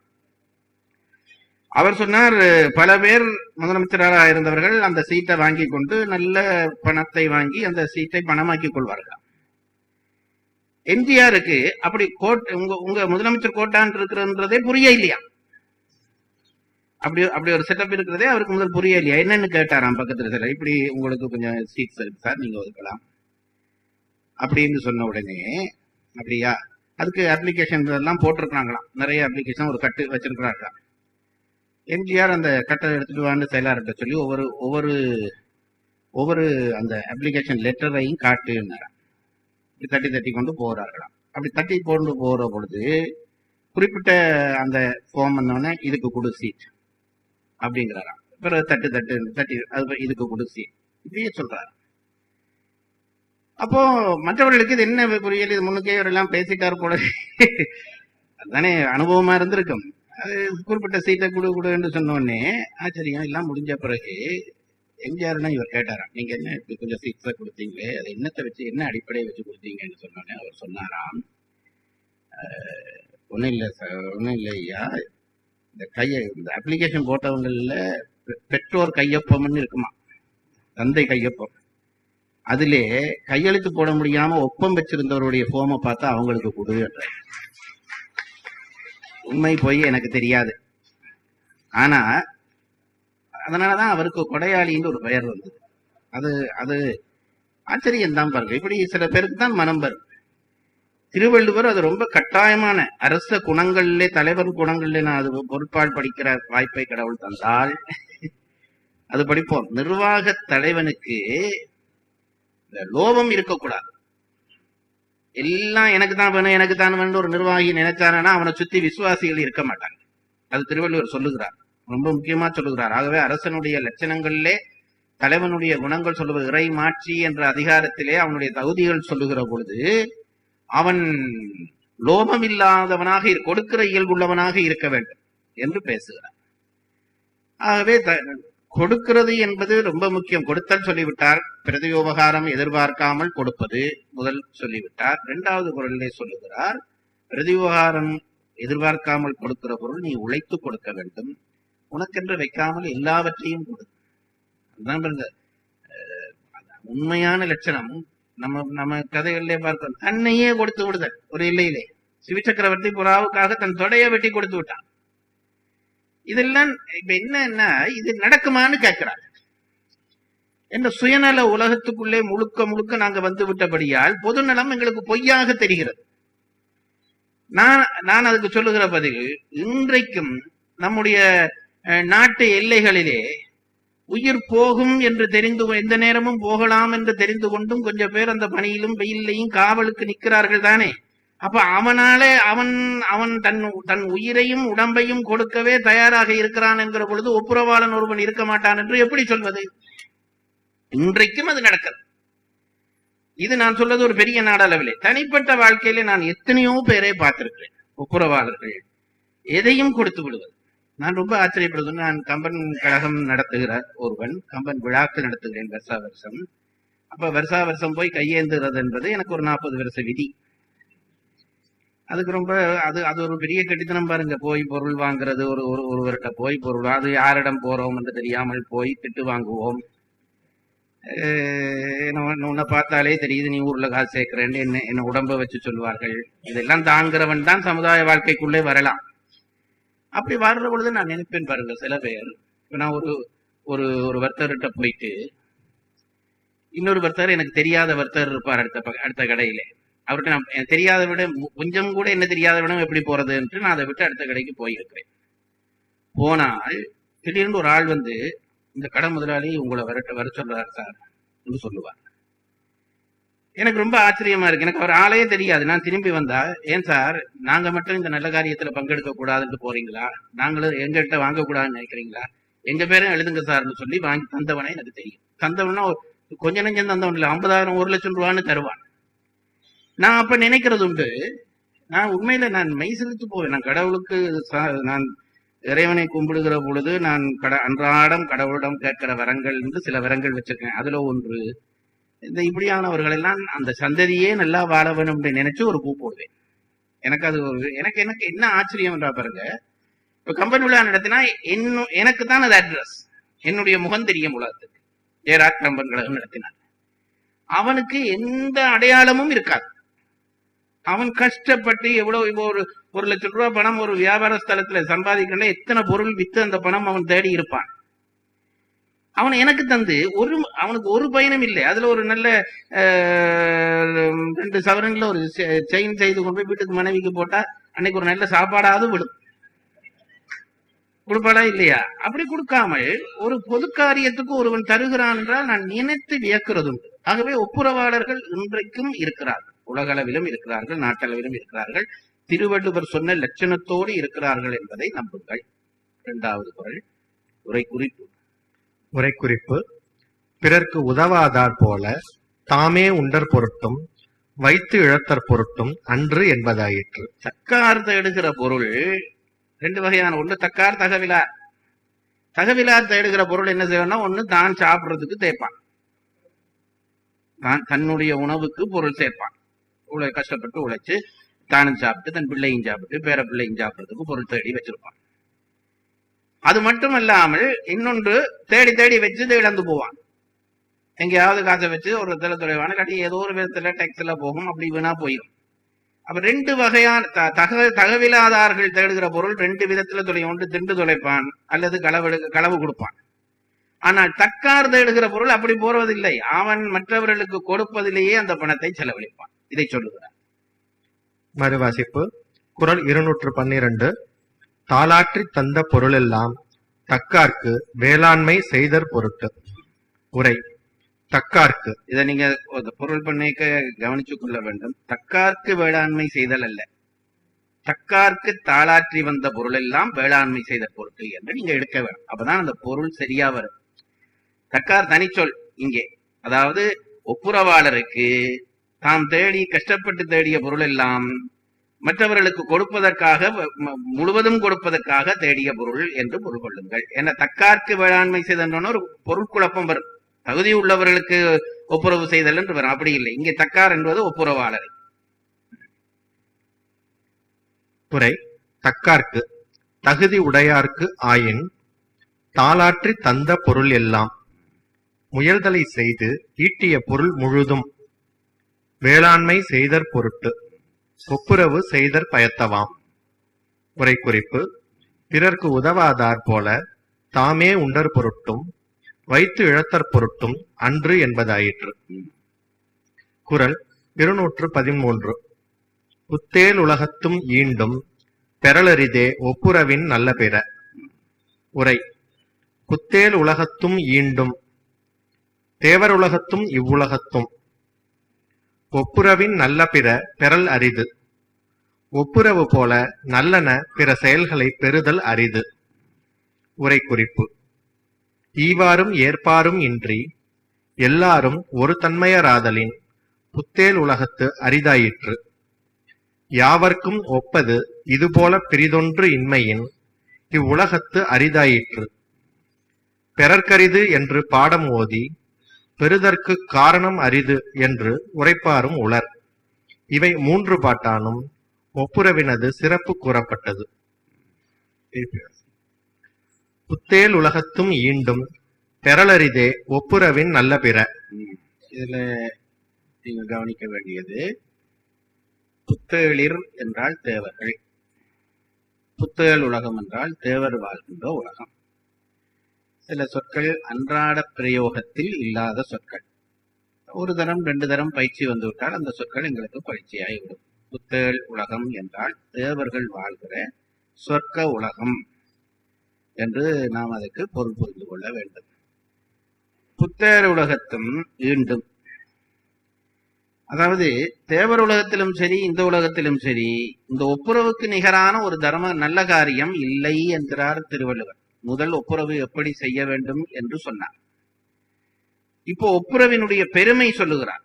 ஒப்புரவு என்பது இந்த உலகத்துலதான் பெருமையான விஷயம் என்று நினையாதே, தேவர் உலகத்தும் அது பெருமையான விஷயம்தான். அது இல்லாவிட்டால் உலக சமநிலை கெட்டு போய்விடும். 50 பேர் கெடுக்கிற உலகை எங்காவது அமைகிற ஒரு ஒப்புரவாளவன் தான் நிமித்துவான். அதை புரிந்து கொள்ளுங்க. நாம இப்ப ஒரு 100 பேரை எடுத்தா 99 பேர் சமுதாயத்தை அப்படி சொல்லக்கூடாது, நான் சும்மா ஒரு உவமைக்கு சொல்லுகிறேன். 90 பேர் கெடுக்கிறான் என்று வையுங்கள். கெடுத்தால் இந்த 10 பேராக இருக்கிற ஒப்புரவனுடைய உதவியால தான் சமுதாயம் பழையபடி எழும்பி நிற்கும். அது மறந்து போகக்கூடாது. தேவ உலகத்திலேயே அது நடந்தது என்கிறார்கள். அது இந்த குறளுக்கு பொருத்தமில்லாத விஷயம். ஆனா நான் சொல்லுகிறேன், ஒரு அசுரனுடைய கொடுமையினாலே, அரக்கனுடைய கொடுமையினாலே தேவர்கள் ரொம்ப சங்கடப்பட்டார்கள். அவனை அழிப்பதற்கு வஜ்ராயுதத்தை இழந்து நின்றான் இந்திரன். வஜ்ரம் என்றால் வலிமையானது என்று அர்த்தம். அந்த ஆயுதத்தை இழந்து விட்டான். புது வஜ்ராயுதம் செய்ய வேண்டும் என்ற நிபந்தனை வந்தபோது யாரிடம் போய் இந்த புது வஜ்ராயுதத்தை எந்த பொருளிலே இருந்து செய்வது என்று கேட்டால், பால்கடல் கடைந்த காலத்திலே தேவர்களுக்கும் அசுரர்களுக்கும் இடையிலே ஒரு ஒப்பந்தம் நிகழ்ந்தது. ஆயுத அது என்ன சொல்றது, இப்ப ஆயுதம் கையளித்தல், ஒப்படைத்தல், ஆயுதங்களை ஒப்படைத்தல் என்ன. 2 பேரும் ஆயுதம் இருக்கும் வரைக்கும் பாருங்க சண்டை பிடிப்பான். அதுதான் உலகத்தினுடைய இயற்கை. ஆயுதம் இல்ல, மனதுல பகை இருக்கும் வரைக்கும் சண்டை பிடிப்பான். கையில ஆயுதம் இல்லாவிட்டாலும் கூட இப்படி இடிப்பான். ஏன்னா மனதுல பகை இருக்கிறதே. பகையில இருக்க வேண்டிய ஆயுதம் இருந்தா கேட்கவே வேண்டாம். படை கொண்டார் நெஞ்சம் போல் அறநூக்காது என்றார் திருவள்ளுவர். கையில ஆயுதம் வச்சிருந்தால் பிறகு தர்மம் போச்சு. அது எந்த நாட்டு படையாக இருந்தாலும் அதுதான் சட்டம். எந்த நாட்டு கையில ஆயுதம் வச்சிருவன்ட்ட தர்மத்தை எதிர்பார்க்க முடியாது. அதனாலே தேவர்களும் அசுரர்களும் அமிர்தம் கடையிறதுக்கு இடையிலே ஒரு ஒப்பந்தம் பண்ணினார்கள். நாங்கள் ஆயுதம் ஒப்படைப்பு செய்வது. யாரிடம் கொடுப்பது என்று கேட்டால் அதுக்கு ஒரு நடுநிலைமையான ஆள்கிட்ட கொடுக்கணும். சில பேர் இங்கால வாங்கி அங்கால கொடுத்துருவான். நடுநிலை ஆள்கிட்ட கொடுக்கணும். தசீசி முனிவர் என்கின்ற முனிவரிடம் இந்த ஆயுதங்களை எல்லாம் கொண்டு வந்து கொடுத்தார்கள். அவர் தன்னுடைய தவ வலிமையாலே உள்ள விழுங்கிட்டார். அது அவருடைய முதுகெலும்பா போய் நின்று கொண்டது. இப்போ இந்த அரக்கனுடைய கொடுமை தாங்க முடியவில்லை, அசுரனுடைய கொடுமை தாங்க முடியவில்லை. என்ன செய்வது? வஜ்ராயுதம் வேணும், போய் கேட்போம் என்று வந்து தசீசி முனிவர்களிடம் தேவர்கள் கேட்டார்கள். எங்களுக்கு வஜ்ராயுதம் செய்ய வேண்டும். அவர் கேட்டார், அதுக்கு நான் என்ன பண்ண வேணும்? நீங்க தான் இந்த ஆயுதங்களை எல்லாம் விழுங்கி முதுகெலும்பா வச்சிருக்கிறீர்கள், அந்த முதுகெலும்பு வேணும். உடனே தூக்கி கொடுத்துட்டார். என்பும் உரியர் பிறர்க்கு அன்புடையார் எல்லாம் தமக்குரியர், அன்பிலார் எல்லாம் தமக்குரியர், அன்புடையர் என்பும் உரியர் பிறர்க்கு. அந்த உரையில அதைத்தான் எழுதுவார். முதுகெலும்பையும் தூக்கி கொடுத்துருவான். தனக்கென்று ஒன்றும் அதான் எல்லாம் கொடுத்தல். அப்படி கொடுக்கப்படுவதாகிய இந்த ஒப்புரவு என்பது இந்த உலகத்தில் மட்டும் சிறந்தது என்று நினையாதே. இந்த உலகத்தில் இல்லை, தேவர் உலகத்திலும் இந்த உலகத்திலும் இந்த ஒப்புரவுக்கு சமமான ஒரு உயர்ந்த நல்ல காரியம் இல்லை என்று சொல்லி ஒப்புரவினுடைய பெருமை சொல்லுகிறார் திருவள்ளுவர். அசிங்க உரை. புத்தேல் உலகத்தும் ஈண்டும். தேவர் உலகத்தும் ஈண்டும் என்ற சொல்லுக்கு என்ன அர்த்தம்? இங்கும். தேவர் ஈண்டு நாங்கள் திருக்குறள் படிக்கிறோம். போ இப்படி பேசணும், நம்ம கண்டா மற்றவங்க ஓடணும். புத்தேல் உலகத்தும் ஈண்டும். தேவர் உலகத்தும் இவ்வுலகத்தும். ஒப்புரவின் நல்ல பிற பெறல் அரிது. ஒப்புரவு போல நல்லன பிற செயல்களை பெறுதல் அரிது. அரிது. குறை குறிப்பு. ஈவாரும் ஏற்பாரும் இன்றி எல்லாரும் ஒரு தன்மையராதலின் புத்தேல் உலகத்து அரிதாயிற்று. இந்த உலகத்திலே அரிதென்றது இருக்கட்டும். முதல் புத்தேர் உலக இல்லாத ஏன் தேவர் உலகத்திலே இப்படி ஒரு ஒப்புரவாளன் இருக்க மாட்டானா என்று கேள்வி வரும். தேவர் உலகத்துக்கு, தேவர் உலகம் நல்லவர்கள் எல்லாம் போன உலகம், நல்லவர்கள் போகிற உலகம், போன உலகம். அங்கே ஒப்புரவு செய்ய முடியாதா என்று கேட்டால் செய்ய முடியாது. ஏன் செய்ய முடியாதென்றால், இந்த ஒவ்வொரு உலகத்தை கடவுள் ஒவ்வொரு புவனங்களை ஒவ்வொரு விதமாக படைக்கிறான். தேவ உலகத்து புவனத்திலே என்னென்றால் இன்ப அனுபவங்கள் மட்டும்தான், போகம் மட்டும்தான். அங்கே எல்லா இன்ப அனுபவமும் கிடைக்கும். கற்பகத்தரு என்று ஒரு தரு இருக்கும், அதுக்கு கீழே போயிருந்து நீங்க என்ன நினைச்சாலும் தந்துடும். காமதேனு என்று ஒரு பசு இருக்கும், அதுக்கு முன்னால போய் நீங்க என்ன கேட்டாலும் தந்துடும். ஒரு முறை கொழும்புல ஒரு பாரதி விழா நடந்தது. அதுக்கு நெடுஞ்செழியன் வந்திருந்தார், நிதியமைச்சர் நெடுஞ்செழியன். அவர்கள் நாத்திய கொள்கை உடையவர்கள். அவர் பேசின ஒரு பேச்சு நான் ரசிச்சேன். நேர்மை இல்லாத ஒரு பேச்சு, ஆனா ரசிச்சேன். அவர் என்ன சொல்றார், அவர் ஒரு விதமா பேசுவார். அவர் பேசினது பார்த்து கண்ணையும் இப்படி ஆட்டி ஆட்டி இப்படி பேசுவார். அவர் சொன்னார், இந்த ஆன்மீகவாதிகளை கேட்டா மேலுலகத்துக்கு போக வேணும், அதான் முக்கியங்கிறார்கள். இப்படிதான் அவர் பேசுவார். போயிடுறாங்க. அப்ப மேலுலகத்துக்கு போறதுக்கு என்ன பண்ணணும்னு கேட்டா, மது குடிக்காதே, மாதை தீண்டாதே, அப்படி எல்லாம் சொல்லுகிறார்கள். அப்படி எல்லாம் இருந்தா என்ன கிடைக்கும்னா சொர்க்கத்துக்கு போகலாம் என்கிறார்கள். சொர்க்கத்துக்கு போனா என்ன கிடைக்கும்னா எல்லா மதமும் குடிக்கணும். ரம்பை திலோத்தமை எல்லாரும் அங்க இருக்கிறார்கள் என்கிறார்கள் என்று ஒரு விதமா பேசினார். அதாவது இங்க நாம பண்றதெல்லாம் அங்க அதை போய் அனுபவிக்கிறது மாதிரி அப்படி அல்ல. அது போக உலகம் என்றால் எல்லாம் இந்த துன்ப அனுபவத்துக்கு அங்கே இடமில்லை. அதனாலேதான் அங்க இருந்து முத்தி அடைய முடியாது என்று நம் நூல்கள் சொல்கின்றன. பூமியிலே இருக்கிற சிறப்பு என்னவென்றால் இன்பமும் துன்பமும் மாறி மாறி மோதினால்தான் ஆன்மா பக்குவப்படும். ஒரே இன்பம் ஒரே துன்பம் பக்குவப்படாது. இதுல திருவம்பாவையில புவனியில் போய் புறவாமையில் நாள் நாம் போக்குகின்றோம் அவமே இந்த பூமி சிவனுய்ய கொள்கின்ற வாரது நோக்கி என்ற அந்த பாடல் தொடரும். ஏன்னா சும்மா இன்ப அனுபவங்களை மட்டும் நாங்கள் பெற்றுக்கொண்டு தேவலோகத்திலே வீணாக வாழ்ந்து கொண்டிருக்கிறோம் என்று தேவர்கள் வருந்துவார்கள் என்பது அந்த அர்த்தம். தேவலோகத்திலே என்னென்றால் ஒருவருக்கும் ஒரு தேவையும் இல்லை. ஏன்னா எல்லாம் எல்லாருக்கும் எல்லாம் கிடைக்கும். ஆகவே அங்கே ஒப்புரவு செய்ய சான்ஸ் இல்லை என்கிறார் பரிமளகர். யாருக்காவது ஏதாவது இல்லாமல் ஏதாவது இருந்தால் தானே ஒருவன் ஒப்புரவு செய்து மற்றவனை நிரப்ப வேண்டும். அதைத்தான் எழுதுறார். தேவரோலகத்திலே ஏன் ஒப்புரவு செய்ய முடியாது என்பதற்கு எழுதுறார், வாசிங்க. ஈவாரும் ஏற்பாரும் இன்றி அங்க கொடுக்கிறவனும் இல்லை, வாங்குறவனும் இல்லை, எல்லாரும் ஒரு தன்மையராதலின் புத்தேல் உலகத்து அரிதாயிற்று. யாவர்க்கும் ஒப்பது இதுபோல் பிரிதொன்று இன்மையின் இவ்வுலகத்து அரிதாயிற்று. எல்லாருக்கும் இந்த ஒப்புரவை செய்வது என்பது ரொம்ப கடினமான விஷயம் என்றபடியால் அது இந்த உலகத்திலும் அது அரிதாயிற்று. ஆகவேதான் சொல்லுகிறார் திருவள்ளுவர், அங்கேயும் கிடையாது இங்கேயும் கிடையாது என்றார். ஒப்புரவை போன்ற ஒரு நல்ல விஷயம் அங்கும் இல்லை இங்கும் இல்லை என்றார். பெறற்கரிது என்று பாடம் ஓதி பெறுதற்கு காரணம் அரிது என்று உரைப்பாரும் உளர். இவர் எந்த இடத்துல வருது பெறற்கரிது? குரல்ல எங்க வருது வாசிங்க. பெறலரிதே ஒப்புரவின் பெறலரிது என்பது பிறர்க்கு அரிது என்று சில பேர் அதுக்கு பாடம் ஓதி அதுக்கு என்ன உரை எழுதுகிறார்கள்? அப்படி பெறுவதற்கான காரணத்தை பெற்றுக் கொள்வது அரிது என்று எழுதுகிறார்கள்.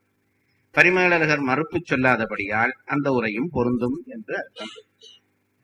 இவை 3 பாட்டானும் ஒப்புரவினது சிறப்பு கூறப்பட்டது. மறுவாசிப்பு. குறள் 213. புத்தேல் உலகத்தும் ஈண்டும் பெறலரிதே ஒப்புரவின் நல்ல பிற. உரை. புத்தேல் உலகத்தும் ஈண்டும் தேவருலகத்தும் இவ்வுலகத்தும் ஒப்புரவின் நல்ல பிற பெறல் அரிது. ஒப்புரவு போல நல்லன பிற செயல்களை பெறுதல் அரிது. உரைக்குறிப்பு: ஈவாரும் ஏற்பாரும் இன்றி எல்லாரும் ஒரு தன்மையராதலின் புத்தேல் உலகத்து அரிதாயிற்று.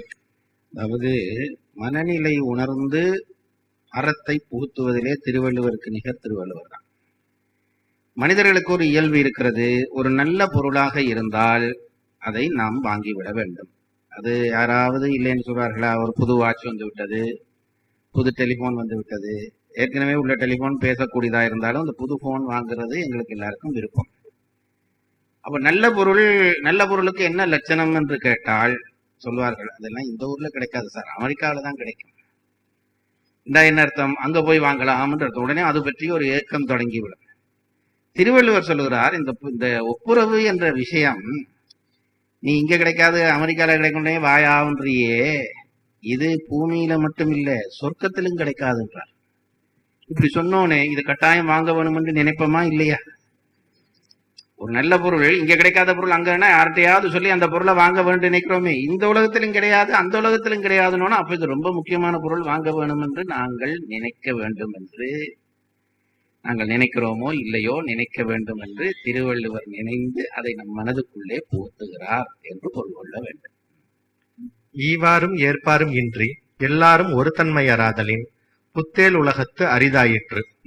யாவர்க்கும் ஒப்பது இதுபோல் பிரிதொன்று இன்மையின் இவ்வுலகத்து அரிதாயிற்று. பெறற்கரிது என்று பாடம் ஓதி பெறுதற்கு காரணம் அரிது என்று உரைப்பாரும் உளர். இவை 3 பாட்டானும் ஒப்புரவினது சிறப்பு கூறப்பட்டது. குறள் சொல்லும் நெறியை வாழ்வியலோடு இணைத்து நம்மையும் நம்மோடு சேர்ந்த சமூகத்தையும் உயர்த்துவோம். தொடர் வகுப்பின் பயன் அனைவருக்கும் சேரும் இந்த நோக்கத்தில் பங்கு கொண்டதற்கு நன்றி. இந்த தொடர் வகுப்பின் மற்றும் பகுதிகளை கேட்டு மகிழ www.karka.in